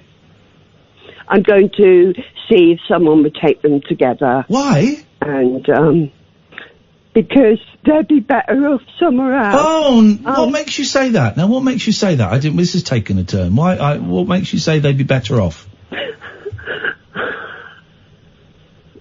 Because I can see they are so cute. Yeah. But that's as far as it goes. Is that sorry, Ian. No, you've got nothing to apologise for. I'm just curious as to what do you mean? You can see they're cute, but that's as far as it goes. What does that mean? Yeah, I don't want them to bother me. I just don't want to. And I want to go to bed at night and go to bloody sleep. I'm laughing because, I know that, and I bet that's when you put your head on the pillow, that's when they start running around in circles chasing each other, right? Oh, God, yeah, they're into everything, and it's my own fault because I've let my flat get in such a mess that they love it, all the little places to run under and into and everything. How old are these cats? One's 7 months. Oh, right. So they're still... And, sorry. The other one's 4.5 months. Okay. But getting rid of them... How would that make things better? I think I'd be able to do things like I do enjoy knitting and puzzles and things like that. You can still can I speak firmly with you? Go on. I'm not going to tell you off, but you could still do puzzles with cats around, and if they jump up on the table, you just pick them up. You say no, get down there. If they jump up again, you say no, come on, get down there. And if they do it again, you just shut the door. You can knitting and puzzles. You can definitely do with cats, and I would suggest that perhaps even a little bit more fun with cats around. So I don't quite buy that excuse. I would suggest that if you got rid of the cats, you would still find reasons to not do the things that you're talking about. I don't think the cats are the reasons that you're not doing jigsaws and doing things that are healthy for you. Yeah, I know, because that's all stuff indoors. Yeah. And I know if I just squirt them with a bit of water... What? No, don't do that! Don't squirt them with water, for crying out loud! You don't do that. No, you can. That's a good one. No, it's not. That's not a nice thing to do. The cats don't... It can really scare them. You don't want to do that, right? Just put them on the floor or put them in another room or whatever. But I worry that if you get rid of, and I'm not telling you what to do, I don't know what to do, but I worry that if you got rid of the cats, you'd feel lonelier and you still wouldn't do. It's not the cats stopping you doing stuff. It's you stopping you doing stuff. Yeah. Now, you might decide that getting rid of cats is still the best thing to do. Maybe you're just not a cat person. But once you've made that decision, that's it, they're gone. Yeah. So you have to be really sure that that's the right decision for you and for them. Yeah. I might put off the decision because I've had a bad week with gambling and it's probably not the best time to make a decision. Put off the decision. Hey, listen, if you decide that that's what you want to do, get in touch with the RSPCA, get in touch with the Cats Protection. There'll be some groups local to you and they will find excellent homes because that's what they do. But I'd be really worried that you'd phone us up in 6 months going, I miss those cats, and I'm still not doing jigsaws or knitting. Yeah. I think it's the gambling that is stopping you doing those things. Yeah. Yeah, I think so. I think so. And they're not getting out and making contact with people. Yeah, I think for quite a length of time now, where I've become a hermit, basically. Yeah. Whereas before was at least getting out a few times in a week. That's the thing. But I've got pretty lazy with it, I think. It can be tough. I don't know if it's lazy. Thank you for listening to me. Hey, it's my pleasure. So good of you. Give us a call again. And when you say get rid of them, you do mean like you're not going to do anything silly, but you'd give them to the RSPCA or something. Oh God, right. not in a million years. Good. No, I know, but I just had definitely to ask. I know you wouldn't, but I just had to ask. Yeah, I know. It's nice to talk to you. Okay. Just don't be so hard on yourself. All right then. All right. Thank you so much. See you later on. Take care. All right. Bye now. Bye. Gosh, Sam, we'll do the break, and then we'll come back and we'll have a little chat about that. That was that took a little bit of a turn. What a nice lady. Thank you for that call. This is Talk Radio. Jacked up jive talk for janitors, jazz cats, and gin-soaked boys and girls. Is that Commando? If you're awake, you're welcome. I've got 5 cactus needles stuck in my... The Late Night Alternative with Iain Lee on Talk Radio. Beach Boys live at the Royal Hospital, Chelsea. June 2020. You want to go? Let's go. Yeah, I do want to go. Let's go. That was some call there. Thank you for that. There was a lot going on, and it took us took a bit of a journey. I've forgotten the lady's name. Mandy, thank you. She's phoned us before. I didn't realise that she was serious about wanting to get rid of the cats. It's a big responsibility. It's a big old responsibility, and 2 very little cats as well. Yeah, they're hard work. They're hard work, and some people like me and you, that hard work is a joy. But I'm cleaning stinky poo. What the cats do now is I'll get to bed, and then one by one they'll go and do a dump in the litter tray, and it stinks so much. So one does it, I get up and I scoop it out and put it. Next one does it, I get up, and the next one. So just constant.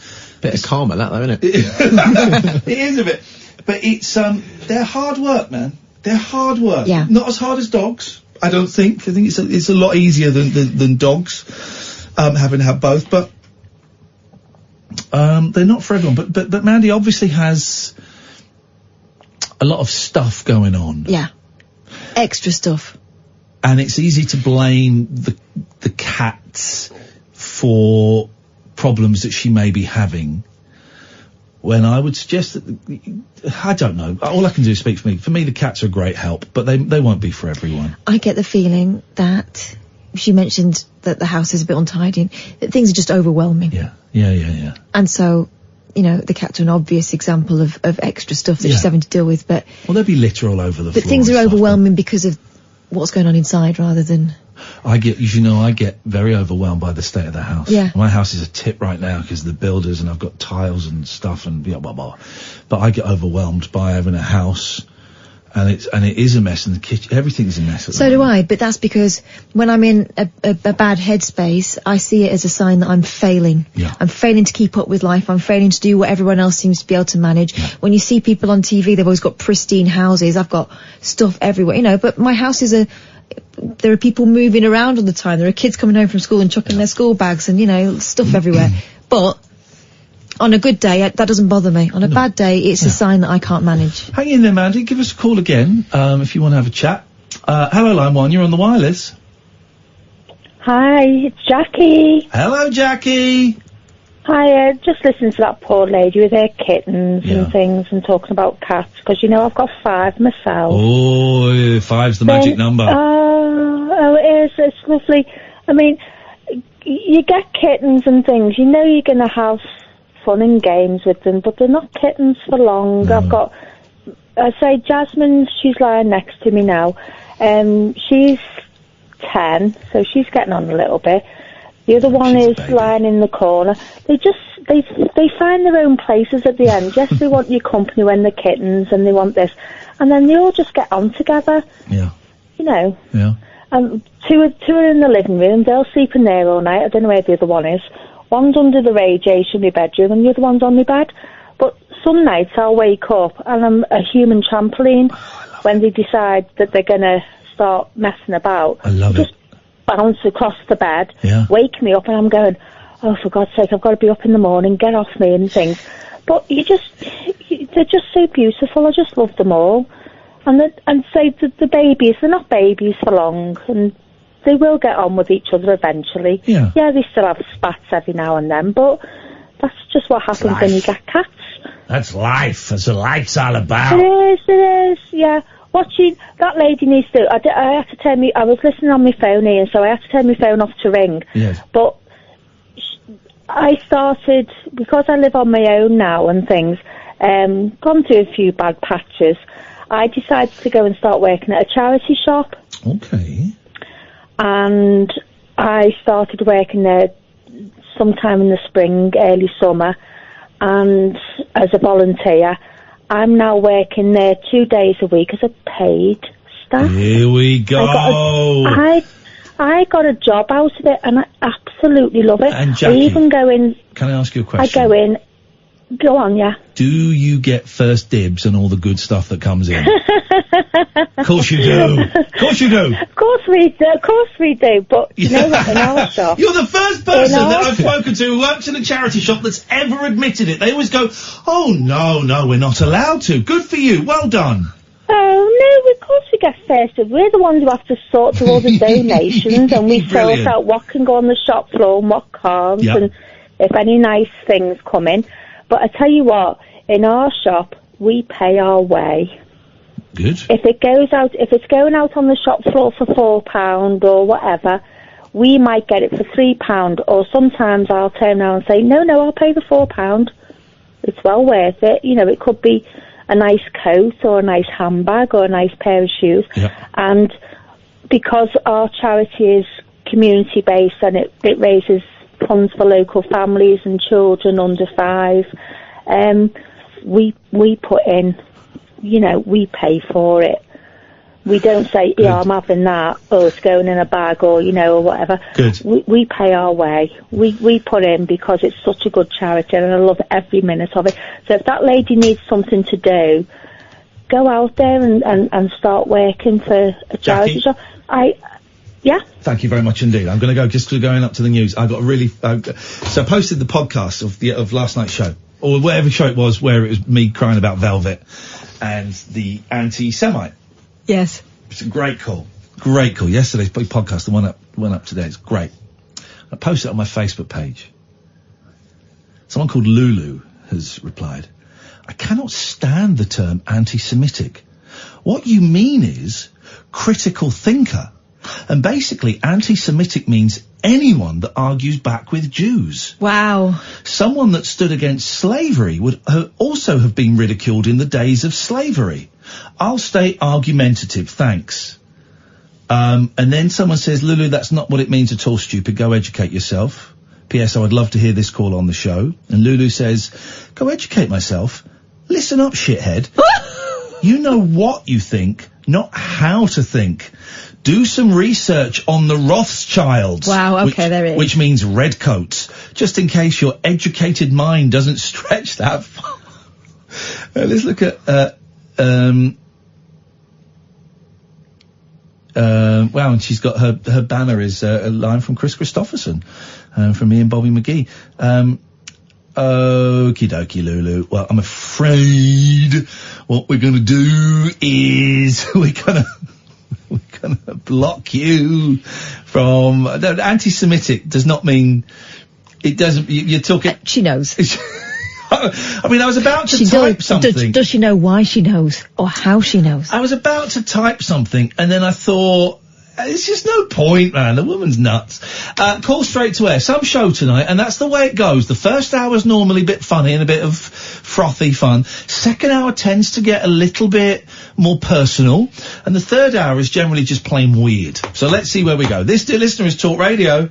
The Late Night Alternative with Iain Lee on Talk Radio. We have ways of making you talk.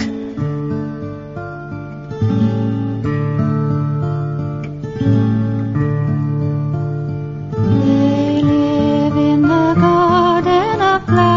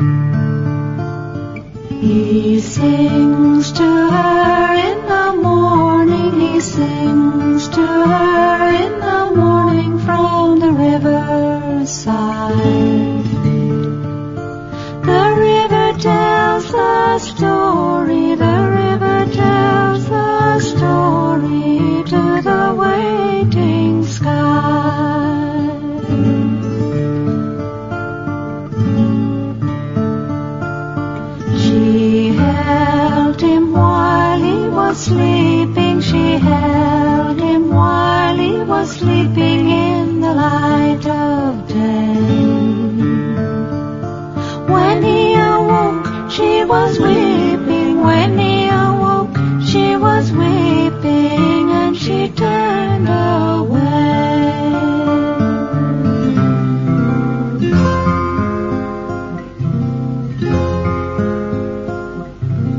Tears flow into the river, the tears flow into the river through the winter garden.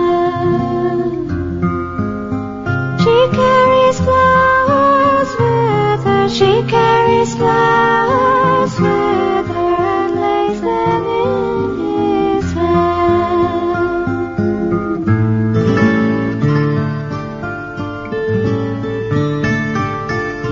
She sings to him in the morning, she sings to him in the morning from the river. Then when the song is over, when the song is over, she will sing the song again. When the song is over, when the song is over, she will sing the song again.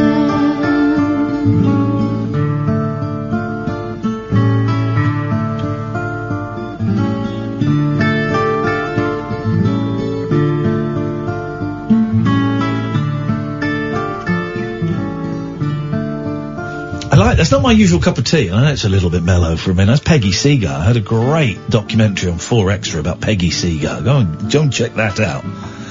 But unfortunately, you'll have to use the awful BBC Sounds app, which is terrible. Bring back the... Hey, listen, I know we're Talk Radio. We can't really diss other radio stations' apps, as ours is absolutely piss poor. What? Why? Who designed our app? Is it like a sixth form college project? Here's one thing that would make it better, right? One thing that would make it better. Just have a sleep timer on it. So you can set it 45 minutes, an hour and a half, it switches off. Just have that. There you go. Instantly, I've made it better. All the other radio apps have got a sleep timer on there. Also make it so you can find old shows and listen. I mean, but this is the radio station where we offered them the chance to publicise this station and this show on national television. And after 3 months deliberating, they said, nah, we don't want a TV crew to publicise the station or the show. We don't see what the point of it is. So that's possibly why. Late night alternative. Sam, do you want to explain what's happening tonight, please? 3 hours, call straight to air. It's funky.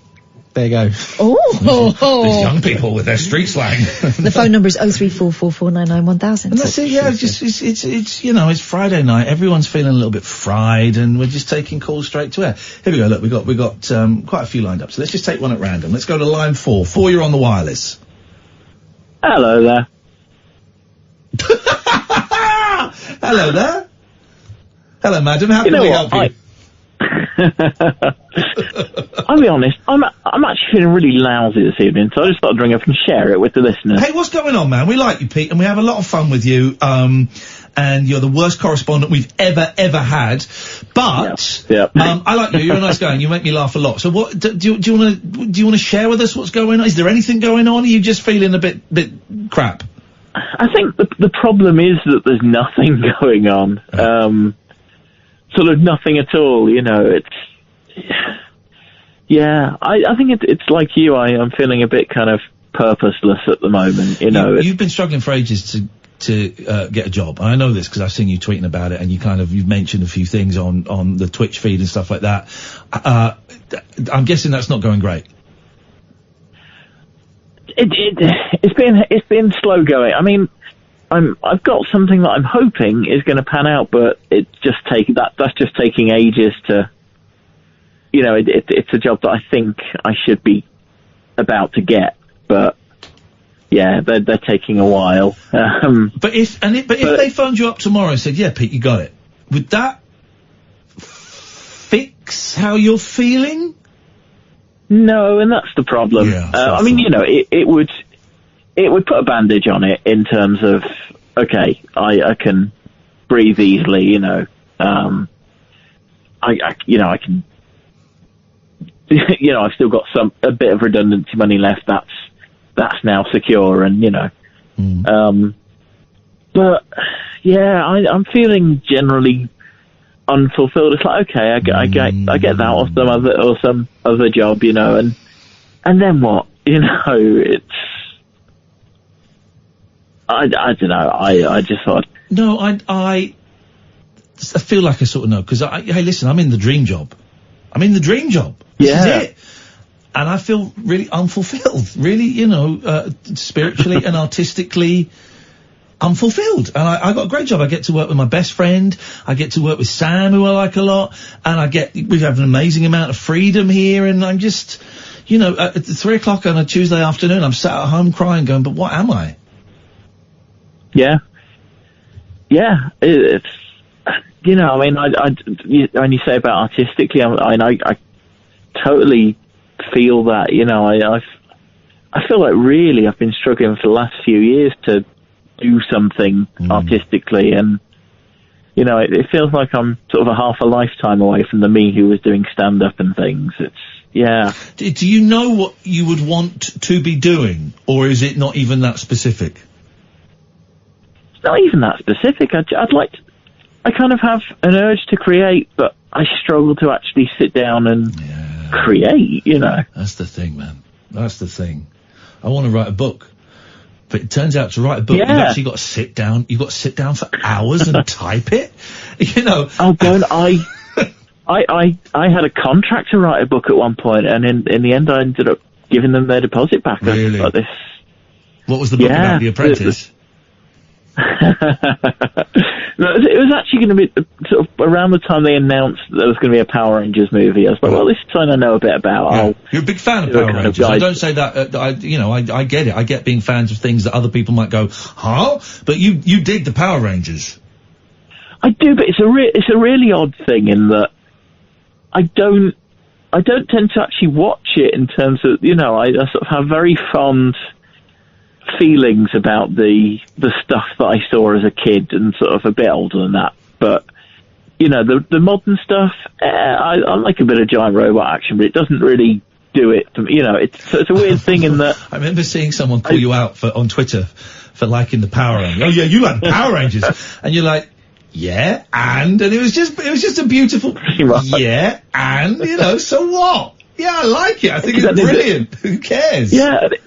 Well, that's it. I mean, and it's difficult because I know it's not brilliant, Who cares? Who cares? But exactly. You like it? I've got, the older I get, and I had this a lot when I was at school, because I used to love the Monkees, and I'd get teased for it, so I hardened up pretty quickly to, and I would tease people as I got older for stuff, but I hardened up pretty quickly, and now at the thing, if it works for you, man, then embrace it. It's like that thing of, what's that phrase for when, you like a song that's shit?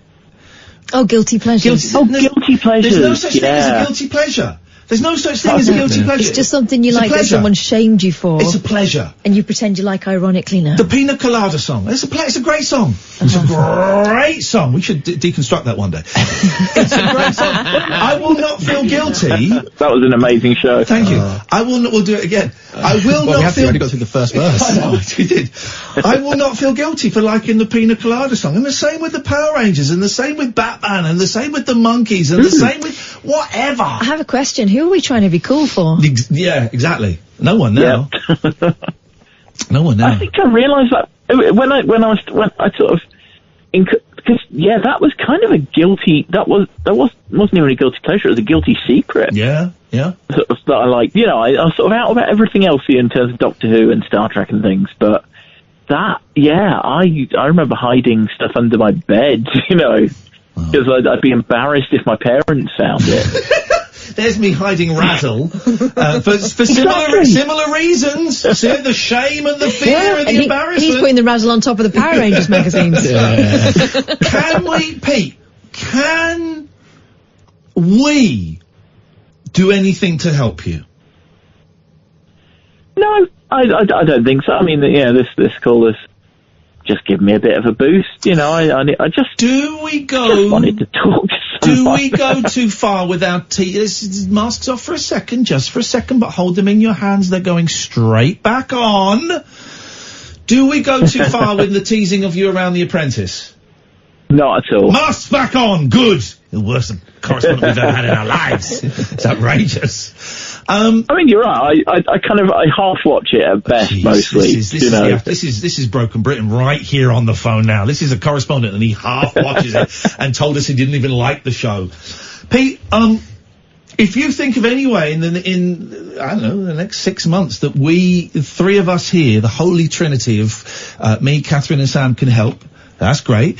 If phoning up and just going bruh helps, that's great. And I had a third one that was actually more profound than both those two. And this was a good one. I like pina coladas.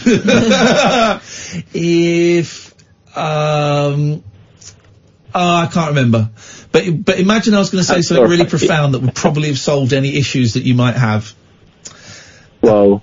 Oh, no, I got it. Here's the thing, right? Here's the thing. This won't solve anything, and you're gonna flush bright red. But I think you're great. Katherine and I really appreciate the support that you give us. I know you've come to a few of our things, and it's lovely to look down and you sat there in the second row, and we really appreciate it. I think your calls... Yeah, I'll be there at Christmas. Okay, all right, stop showing off. Your calls, are always excellent. Your tweets make me laugh a lot. I think you're very funny. I think you're a very talented man. And who knows, Pete, maybe one day you and I might even become actual friends. I think you're one of the good guys. And I want you to just keep going, man. And one day, hopefully something's going to click for you, man. Thanks, man. Yeah, I appreciate it. Yeah, I just thought I'd ring and splurge. Thank you. Well, you splurge anytime you want, brother. That's what we're here for. Thank you, Thanks, guys. See you later. Bye-bye. He's one of the good guys. I like him a lot. Let's take one more call, and then we'll have a little breaking turn. Let's go to line 3. You're on the wireless. Echo. Sorry? What? I'll tell my Echo to shut up. I'll tell you to shut up in a minute, Sunshine. Oh, you cheeky monkey. Yeah, I have, is that last bloke gone? Because I'm about 10 seconds behind, aren't I? Why is there an echo on your line? There's regularly... Oh, you've got the Echo now. You've got the Echo. Oh, I had the Echo, but I put a cream on it and it went all the way. Thank you. What can I do for you, madam? You were telling the last bloke off for being the absolute worst correspondent of all time. Yes, sir. I'm the official Twitter correspondent, and I've never done it. And you're even better. But you're still better than Pete at the Apprentice correspondent. Well, right, hang on a second. Hang on. Stay where. Oh, I've got to remember how to do this. Hang on. Oh, I've done this for ages. Right, it's Danny. So it's time now for our Twitter correspondent update with Danny. That's Danny.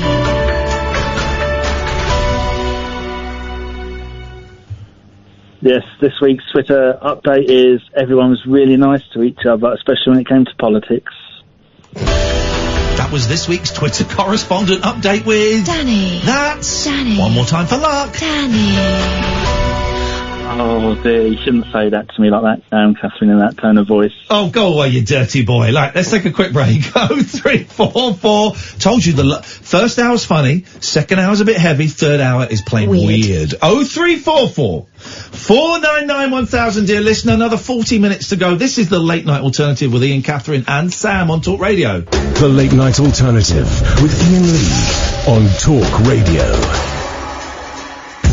You're saying that tomorrow, my boy who's 9, nearly 10, may be the first time I leave him in the house on his own. Just for half an hour, just to pop down to the village to get some stuff with his brother and come back. He asked a few weeks ago, he said, that his cousin who's 14, that told him he'd been in his house on his own until about 10 o'clock at night. What? Turns out that was not actually Of course it wasn't. But, I said to him, well, I'd leave you in the house on your own for a bit, if you wanted. I remember being left in the house on my own when I was 6. Oh my. I said, I'd leave you in the house on your own if you wanted. Really? Yeah. Not overnight. He said, how long for? I said, I'd be happy to pop down to the shops and back. It's about half an hour, 40 minutes. I'd be happy with that. Do you want to do it? Really? So, yeah, do you want to do? I mean, there are rules. You can't cook yourself a meal or anything. But if you're just sat there watching telly or playing Fortnite, no parties. Yeah, there's no parties. Be a very quick party. I said, yeah, I'd be up for that. Mm-hmm. Okay. Do you want to do it next time you come and stay with me? Okay. So tomorrow, I'll ask him, and if he says no, that's absolutely fine as well. But I got no problem with it. I trusted in the other one. I don't trust at all. People asking what that song was. That was Peggy Seeger, who is brilliant. There's a great documentary about her on 4Extra the other night. I don't really know much about her. She was married to Ewan McCall, Kirsty McCall's father. He wrote First Time Ever I Saw Your Face for her, and sang it down the phone to her. I think he was significantly older than her.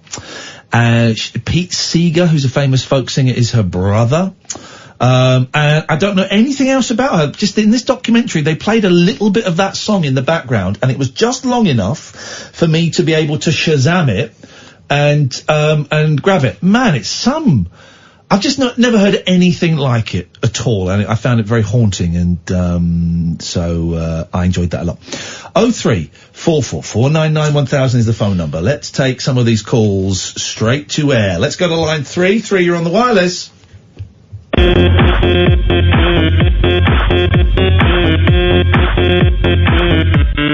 알랑가 몰라 왜 화끈해야 하는 건지 알랑가 몰라 we like party hey 있잖아 마리아 너가 듣고픈 말 하고픈 게 난데 마리아 damn girl you so sexy Damn girl, you can what? Something about you being sexy.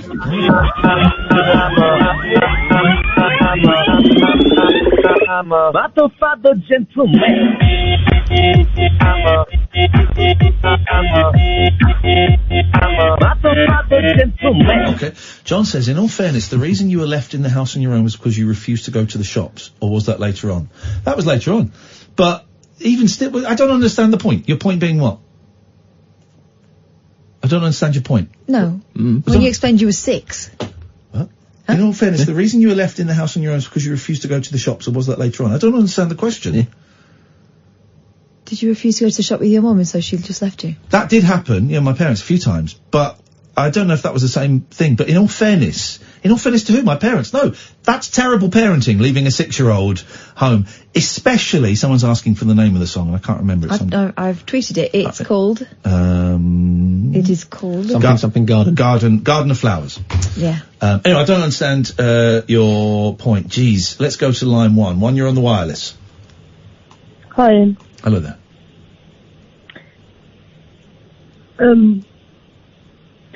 How are you?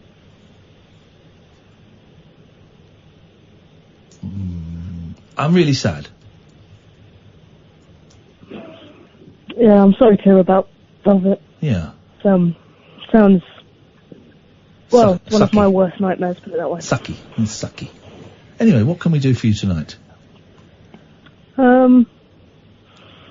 Well, I hate calling up with any kind of agenda, and I'm actually very nervous, which makes a change. We've talked about migraines before. Yeah.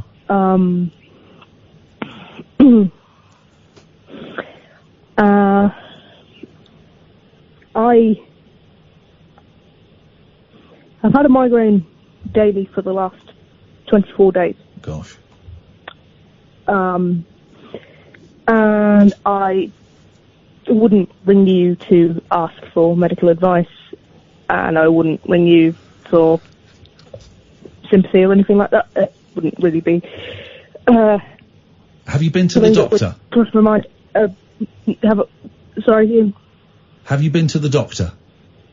Yes. Medically, the standpoint is to refer me to a neurologist. They aren't entirely sure of the cause. It could be multiple of things. I am worried that it might be being caused by rebound headaches, which can be caused by medication overuse. In my case, an abortive medication, prescription medication given at the early onset of a migraine. Something like that, the medical advice is to take, dependent on medication, between 5 to 10 days in a month. Okay. If taken more than that, can cause rebound headaches. Right. As I said, I wouldn't. When did you last see the doctor? Thursday, I think. Thursday. So yesterday or last week? Last. Right. If I had a migraine for 24, but... if I had a migraine for 24 days, I would go to A&E. Yeah, they've just told me to. Basically, they won't prescribe me any more of the abortive medication without a review. Okay.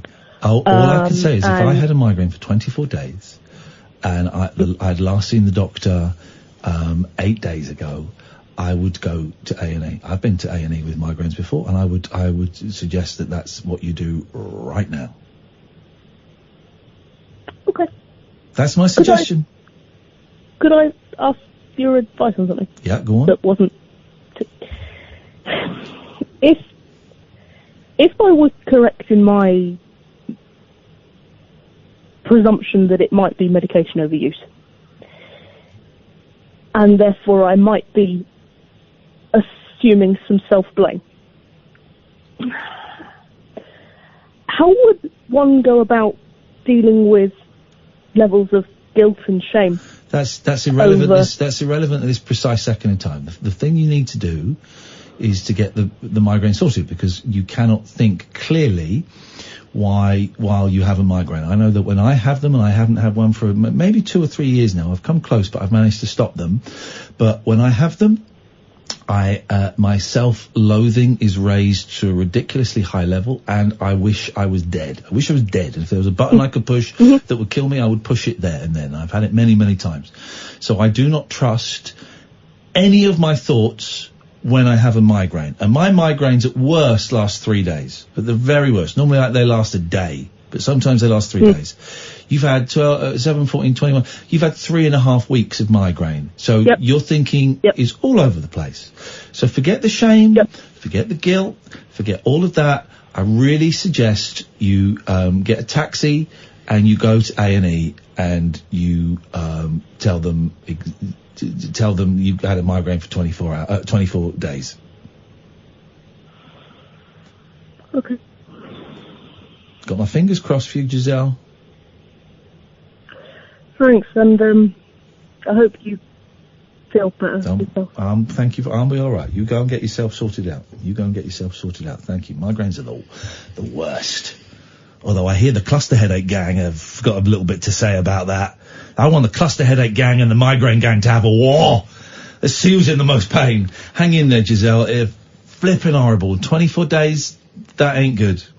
Doesn't matter if you took. Here's the thing: if you've got migraine because you took Class A drugs, it doesn't matter. If you had it for 24 days, you need to go to A&E, and who knows what they might do. But that's very, very long time. Let's go to line 3. You're on the wireless. Good evening. It's Dracula here. Good evening, Iain Lee and Katherine. Oh. How are you tonight? Oh, shitting myself. I've got the willies. Kath's got the willies right up her. I have. Well, I said to Betty I don't like Dracula very much. You don't like Dracula? Nigel, Sam's here. Do Dracula on Sam. Pardon? Sam is in the studio with us. Do Dracula on Sam. Yes. I don't get scared. No, go on, do it. Oh, yes. Good evening, Sam. It's Dracula here. Ha, ha, ha, ha, ha. I don't like it. It's very macabre. It's terrifying. Good evening, ladies and gentlemen of the press. You absolute prune. That was a boner, wasn't it? Yes, man. That was a boner. That was a boner? Yeah. Okay. What can we do for you, Dracula? I did ring up earlier to try and do a song earlier, but I couldn't get. No one would answer the switchboard. There you go. That's life. The switchboard wouldn't Let's see answer. if I can see who's phoning in. If Sam's on, he should have recognised me. No, I'm here, Nigel. Sam's in the studio. He's been in with the studio with us all night. It's a I don't special know why I treat for couldn't him. get through. It's his Christmas It's just present. time to 11. Pardon? It's his Christmas present as he gets to sit next to the talent, me and Kath. And I throw him the occasional Malteser. I asked for a pony, but this all I got. You can stroke the pony later, right? The signal's not very good, is it? The signal's great. Oh, is it better now than it was before? Yeah. Oh. Yeah, so what have you been up to today, Ian? I had piss coming through my ceiling. The what's coming through? The water? Urine. Wee. Oh. So you had to get someone in to stop it then? I had to stop pissing on the floor above. Yes, That's not very, you shouldn't swear on the radio. You shouldn't swear on the radio. It's a shitty No, thing to do. you're the only man that swears on the radio. Yeah, well, but yeah, no, I had urine coming through my kitchen ceiling, which was not pleasant. Yes. And I'm walking around in bare feet in it. Imagine. Nice soft skin. So you had a urine leak? He's doing a joke. Nigel, you're in trouble. Pardon? Okay. What have you been up to today, Nigel? Oh, I just went out shopping. I overslept midday and I didn't go. I went out shopping and got back before it was dark. Good. Get dark. It was dark at 4:15 tonight. Yeah, it does get. Well, the sun didn't come out all day, did it? I think that's because Dracula was around. Maybe we've got it wrong, and maybe it was night time today, and now it's morning. Huh? Yeah. That's possible. That happens nice sometimes. To see some sunshine, wouldn't it? Yeah, it'd be nice to see a little bit. So it'll be nice to be on a hammock on a beach somewhere right now. Sunshine of my life. That's what I'll always be around you. You are the apple of my ass. That's where I'll always be around you. Whenever I don't know the words. I'd like to be in Hawaii. I've been at Hawaii just before Christmas, and Hawaii's great. It's 82 degrees all the year round. This doesn't fluctuate. The most it'll fluctuate is 81, 83, but that's it. And I was lucky enough to do some filming there a few years ago. I think I came back on like the 22nd or 3rd of December. And it's wonderful being on the beach, having milkshakes, but they've got a Christmas tree. Don't they have a winter there then? No, it's 82 degrees all year round. Lush green scenery, wonderful beaches. Hawaii? Hawaii. Is it very far from America? You have to fly all the way to the other side of America, right, to like San Francisco or LA, which is miles away. Then you've got to fly for like another 10 hours to get to Hawaii. It is... Have you been, Sam? No, I've been to Easter Island, which is... Right, like, have you? Yeah, just slightly worse. What was that They like? get a lot of storms there. I bet they get a lot of those bad hurricanes. I bet they do. Go on, what was Easter Island like? Is that the one with the big heads? Wow. Went too long, just the same thing. Is it not a lot going on there? How long were you there for? Just a lot of heads, 10 days. 10 days to see heads. That's a long time. That's too much. That's a day. What do you do for the other 9 days? Give head, I suppose. Oh, stop it! Yes, Nigel. Would you like the Michael Jackson song then? Michael Jackson song? Yeah, but can you do it? Because we had it like medium pace, then we had it slow. I'd like to hear it really, you know, with a real bit of a swing to I just get my glass. I just got to get my glasses on so I don't can see the words properly. Yeah, okay, I'm going to have some Maltesers while you're doing it. I've got bad eyesight now. Yeah, oh, well, that will happen, won't it? It'll fall off eventually. Oh, because I've got older, you see. Yep. I'm quite old now. You're very old, man. How are your ribs? How's my what? How are your ribs? Your ribs. Your ribs. Oh, it's much better, thank you. Is it better now? Is it better? I can hardly notice it when all of a sudden it did. Yeah. Let's have the Michael Jackson song done fast. I'm still taking the painkillers because I've got a bad hips anyway, so I still need them for the hips. There we go then, I'll do this song. Do you know the song by, the man that goes, it's hip to be square, bum, ba-ba-da-da. Do you know that song? Yeah, so in that type of rhythm, yeah. He's a friend of mine, Huey Lewis. Huey Lewis is? No, a friend of mine. What, the Huey Lewis that did those famous songs. You know the News? It's him. It's the same guy. Yes, I'm going. Oh, you have to bet him in America then. No. Go on then, Nigel. Let's have Michael Jackson at a really fast tempo, so it's done quick. 1, 2, 3, 4. Can't forget. I'm starting. We can't forget the man with 1,000 songs. We can't forget the man who made us smile. And in the light of day, you can hear his voice say, looking back to the youth of yesterday. Look inside the man with a heart of gold. Thinks like a child, that's what I'm told. The greatest entertainer in the world, I say. Looking back to the youth of yesterday. Respect is what you've got, now you're gone. But now I know life goes on and on. You'll always be a day, I can hear you say. Looking back to the youth of yesterday. Nigel, thank you very much indeed. Let's go to line 4. You're on the wireless. Hello, let me them in, let me them, Kath. You leave my bum alone, I'll put, if anything's going up Catherine's bum, I'll be doing it. Thank you. Let's go to line... Not 5, you're on the wireless. Thank you very much indeed. Hello, line 5. 4, you're on the wireless. Hello, let me them in, let me them. We get double bum bubble. Double bum bubble. Line 5. Jesus. Hello. Hello. Talking to the radio.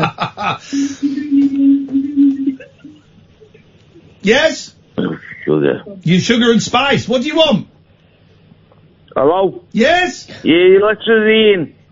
What? Is that you, Ian? Yep. Alright, mate. What it is? Me cat's gone missing the last month. I've been trying to get it back. I'm sorry to hear that. Yeah. And it's really done me head in. Okay. Is it, well, okay. I lost my mum 3 months ago. Okay.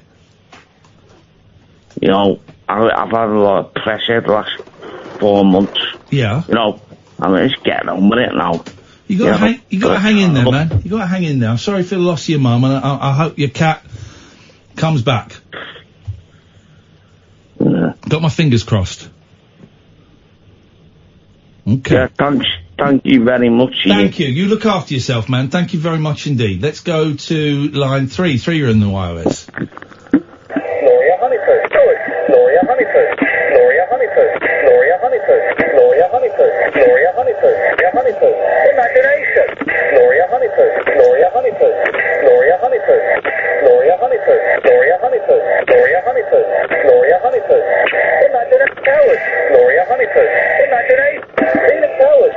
Okay, that was probably the best call of the night, if I'm completely honest. Let's go one more, then we'll have a break. Line 1, you're on the wireless. Good evening, Ian. Good evening, Catherine. Good evening, Sam. Good evening. Caller. What can we do for you tonight? Well, I just wanted to say thank you for the Brighton show and for meeting me at the Brighton show. It was very good to meet you and Catherine. Oh, that Brighton show. My God. My God, Miss Jones. That Brighton show will be uploaded as a podcast in a few weeks. My God. It's the most uncomfortable... Did you hear about the Brighton show, Sam? Bloody awful. The most uncomfortable evening I've ever been at, and I was the one on stage with my mate.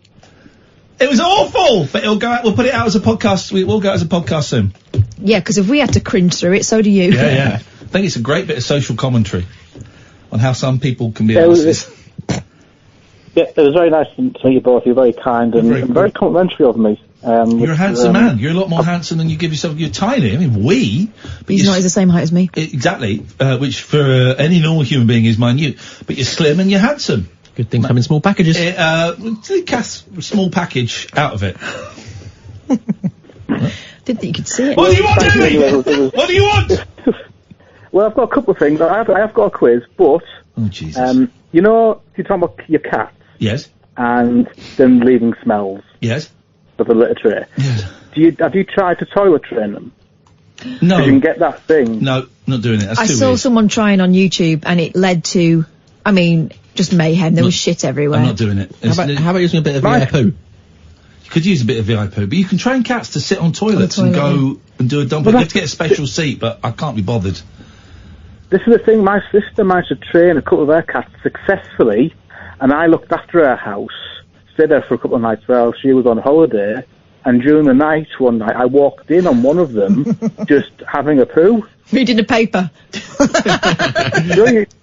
They were just staring at me. Well, not at me, but they were staring. But, yeah, it was a bit odd. I will not be good, doing though. it. Thanks. Get to the quiz, man, for crying out loud. I've got to go to a break, and I'll go home. I've given up on the show now. I've got a brand new quiz. Just do it then. Just do it. It's called Sunscreen or Sunburn. Okay. All right? So I'm going to read lyrics, and if you say sunscreen, that means you think they're from the Sunscreen song. Okay, which I know inside out. Or Sunburn if you don't. Okay, yeah, go. Well. Okay, so number one. Do you know the Sunscreen song? Hang on, shut up. Do you know the Sunscreen song, Sam? I don't know. Okay. I don't think so. Okay. Sing it. It's rubbish. It's just talking. When you meet people, be nice to them. Hold that girl's hand and tell her you love her. And always wear sunscreen. It's pretty good. Yeah, definitely don't know. Baz Luhrmann, wouldn't it? Go.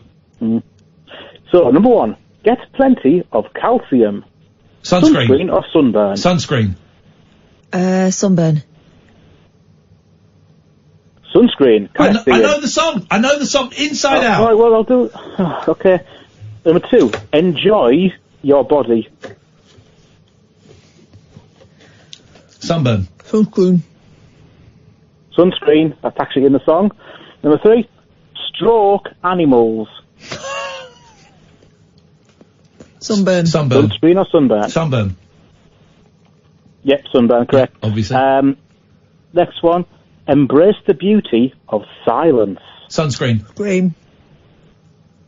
Sunburn, I've just made that up. Incorrect. It's in the song. Incorrect. No, it isn't. Incorrect. I've just made it up. Incorrect. You're incorrect. Don't be a bad loser, Ian. No, I'm not being a bad loser. He's been a bad quizmaster. He's Number being a quiz bastard. Number five, it's okay to eat sugar sometimes. Sunburn. Burn. Yep, sunburn. Hug. In a minute, let's just finish the quiz. What's the next line? Okay. Be thankful for good teachers. Sunscreen. Screen. Sunburn. The guy's a fantasist, absolute fantasist, a scumbag, and is banned forever for making stuff up. How dare he? This is the Late Night Alternative. 10 minutes or so left on Talk Radio. Unmissable late night radio with the original king of unconventional conversation. Make contact with Iain Lee. The Late Night Alternative with Iain Lee on Talk Radio.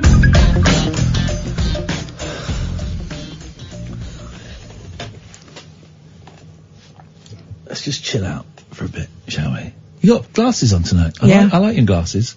Thanks. It's Velma, isn't it? Hello? Jinkies. Sorry? Jinkies. Oh, I thought you said something. No. I thought you did the melting pot line. Oh, I've never.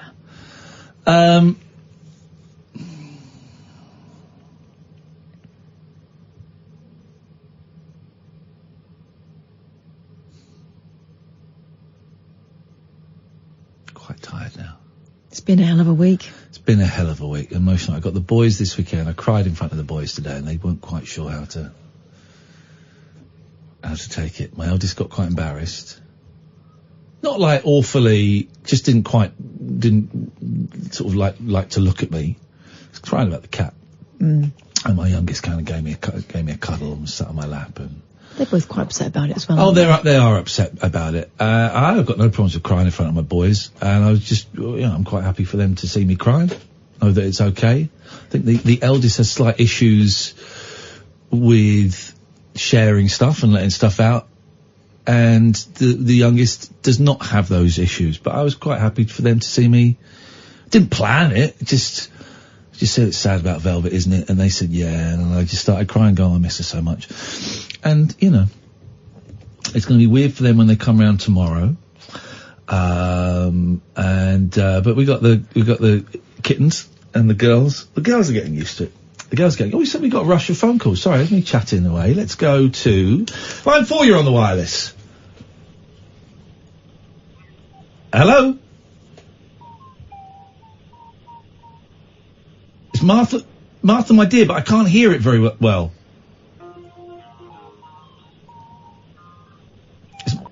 It's the version of Martha, my dear by my friend Ryan, but I really can't hear it, but thank you very much indeed for that. Oh, let's go to line 2. 2, you're on the wireless. Oh, hello. Hey Jude, don't make it bye.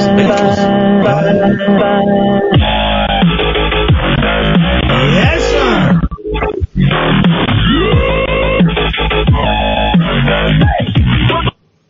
Can I play you I wonder if it's on, I don't even know if it's on YouTube, hang on. Let me just see if I can find this.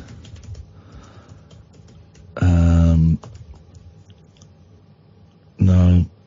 David Jones did a remix of Daydream Believer, and it is the worst. It's the worst thing you've ever heard in your life. But I don't think I've got it on here. I don't think it's David Jones, Daydream Believer. Let me try remix.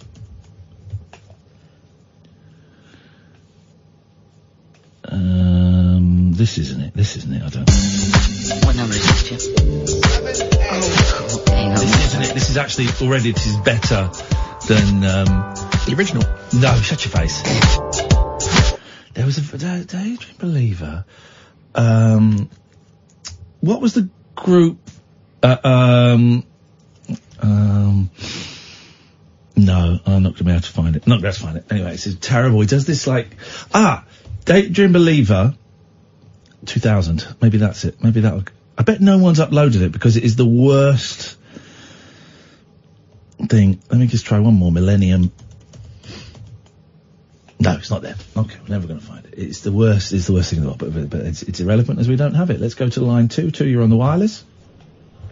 Now nobody seemed to want to be the one to answer my questions about Big John. I couldn't tell if their feelings were pity or hate. The only thing I could do was just watch and wait for Big John. Oh, John.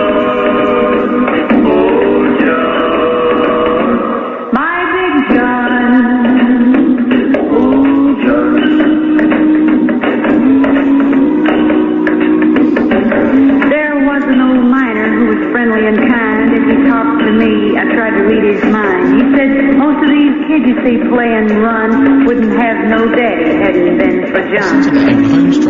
It does. So that's it does. I really want to find this version of Daydream Believer because it's the worst thing, but I'm not quite sure.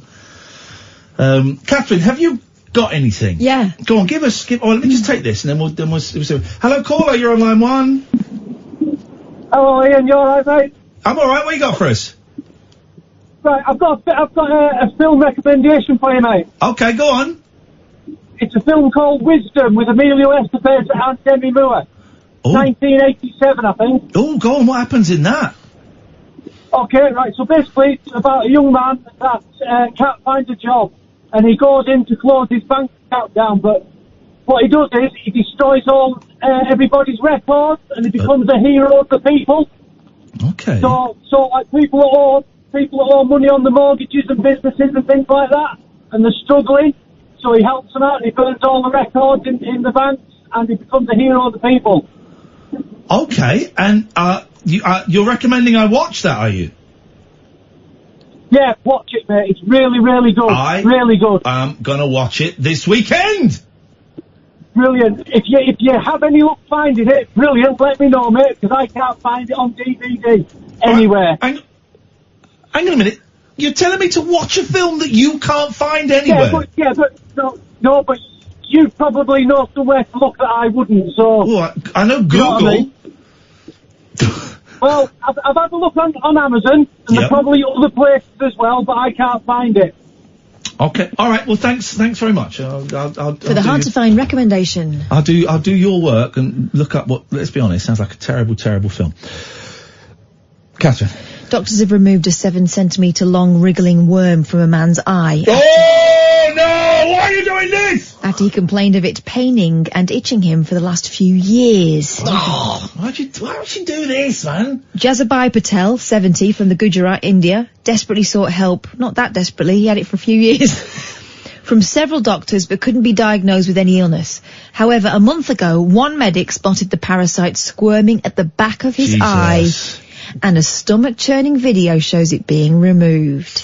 Dr. Milan Panchal, an ophthalmologist at Narayan Hospital and Research Centre in Bharuch, carried out a microscopic investigation on the man and found the parasite squirming at the back of the conjunctival surface, the white skin portion in the eye.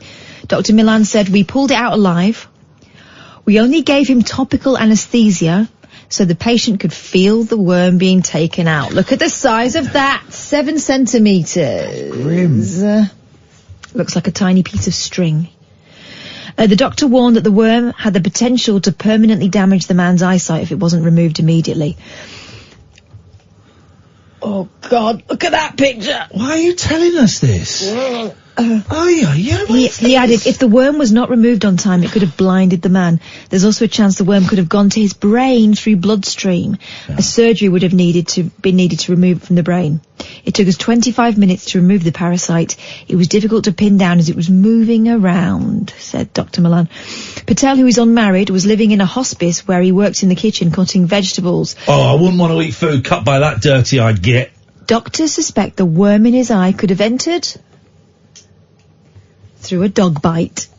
We investigated his case and it's possible the parasite might have entered his bloodstream and settled in the eye. Dr. Milan said dogs and cats have these parasites in their tongue. What? We have sent the worm for microbiological and histopathological examination to microbiologists. Reports awaited. But most probably it is Sparganum. You don't want that in your eye. Cat urine can make you go mad. Yes. There's a bug in cat urine that can make you go absolutely insane. Yeah. And like paranoid and kill people. Stop drinking it then. I'm trying to. It's just so delicious. So nourish. So delicious. I'm trying to get ready to pack up. We didn't have any of these snacks. I know. Do you want to take them? You can have them for the boys. Yeah, right, sure. Or not, I can eat them. You have to take them for the girls. I tend not to feed the boys when they come over. Oh. No, I've been out shopping today. But my boot is full of stuff. I'm ready to go. Gonna make your sausage pie. Sausage soup. Yeah. It's not really a soup. It is. It's not a soup. It's not juicy. It is juicy. Oh God, you know, I've just George is emailing me. Okay, thank you. Andy, thank you. I've got that. Right, I feel like I'm done. 4 minutes to go, and I kind of feel like I'm done. There's a withheld call that's been calling in all night that we've answered and hasn't really delivered the goods. So, here's a new number. Here's a new number. Hello, line 2. Bravo, Monsieur Scaramanga. Is that Hervé Vilches? It was, wasn't it? Yeah. Hervé Vilches. Yeah. The plane. Died, tragically. Did he kill himself? Or he died of a drug overdose, or he killed himself? I think he might have. You know who Hervé Vilches is? Knick-knack. Knick-knack, tiny guy. I've not seen any of the Bond films before, what's-his-face, Brosnan. GoldenEye's the earliest one I've seen. What the hell? What is this guy talking about? I've only started watching the Christian Bale Batmen. Do your impression of Batman. Really quiet. I couldn't hear him for the first. I had 3 sittings because I never get to watch a film in its entirety. Long films as well. And I was eating crisps and I couldn't hear a word he was saying over the sound of my. I'm the Batman. What do you say? It's not what's within. It's what I do or something. Anyway, yeah, very quiet man. Very quiet. Have you seen all of them? I've only just seen the first one. Oh. I thought it was a belter. They get better, don't they? Yeah. The one with the Joker is good. I think that's the next one because he's found the card. Yeah, the second, and then the one with Bane's the last one. I'm in. What's the one where Gotham City gets put under siege and then it flashes up like 2 years later? That's all of them. Yeah, I think that's Dark Knight Rises, the third one. It's good, man. It's good. I'm enjoying it. I'm watching it. What's that? That's the character from what's his name? Tom Hardy. I was born to the darkness. Oh my God. Ooh, my word. It's all got very erotic in here. I feel that we're done. Come in, Martin. Suicide, by the way. Don't like to intrude. Vilches committed suicide. Took his own life, that's what we say. To Hervé Vilches. Remember Hervé Vilches? Knick-knack. Oh, yes. Took his own life, didn't he? The Hawaii 5-0? Fantasy Island. Fantasy Island. Yeah. Fantasy. Very similar. It was ladies in bikinis and palm trees. Yeah. Fantasy Island was weird, wasn't it? Millionaires would pay to go to an island, and like their fantasy would be to like solve a murder. But basically, it was always that they were wanting to get closer to their wife. So they'd have like, I don't know, it's a weird old thing. I never saw it. Shut up. Yes, I only watch documentaries. So I never... You never watched Fantasy I Island? never watched Fantasy Island. I was probably too old, to be honest. Don't tell me you never watched The Love Boat. I'm aware of it. I used to love that. I saw the film. There was a film in the early 60s, wasn't called The Love Boat. And the TV series was based on the movie. So I watched, I'd seen the movie. I don't remember the film. You're not thinking of Doctor and Clover, are you? No, I'm not. I'm thinking Love Boat. I think it was somebody like Doris Day. I believe. No, but the TV series wasn't based on... I'm sure it was. I'm sure it was a spin-off of the... I mean, I don't want to insist on it, but I think it was a spin-off. Is this the hill you're prepared to die on? Yes, I will, actually, because, to be honest... You don't have to Google it. I like the fact that we don't Google stuff. Is that It's just like, it's like the old days when you'd be in a pub or out for lunch or something, they go, no. That actor was not in that film. That's and right. then a week later you'd meet up and go, oh, do you know what, I watched the film and yeah, he was in it. I'm really sorry. Yeah. No, you're right, and I'm usually wrong on these things. It was a comedy in 1976, and it starred, nobody very famous, actually. I'm about to say, it starred Gavin MacLeod. Oh, I like yes, Gav. We're out of time, Martin, I'm what a afraid. shame. I agree with you about the app. Oh, the Talk Radio app? Yes, Bobbins. Terrible, isn't it? Yeah. We will, well, best of us tomorrow, then we're back on Monday. Stay tuned, Martin Keller's up next. This, dear listener, is Talk Radio. This is Talk Radio.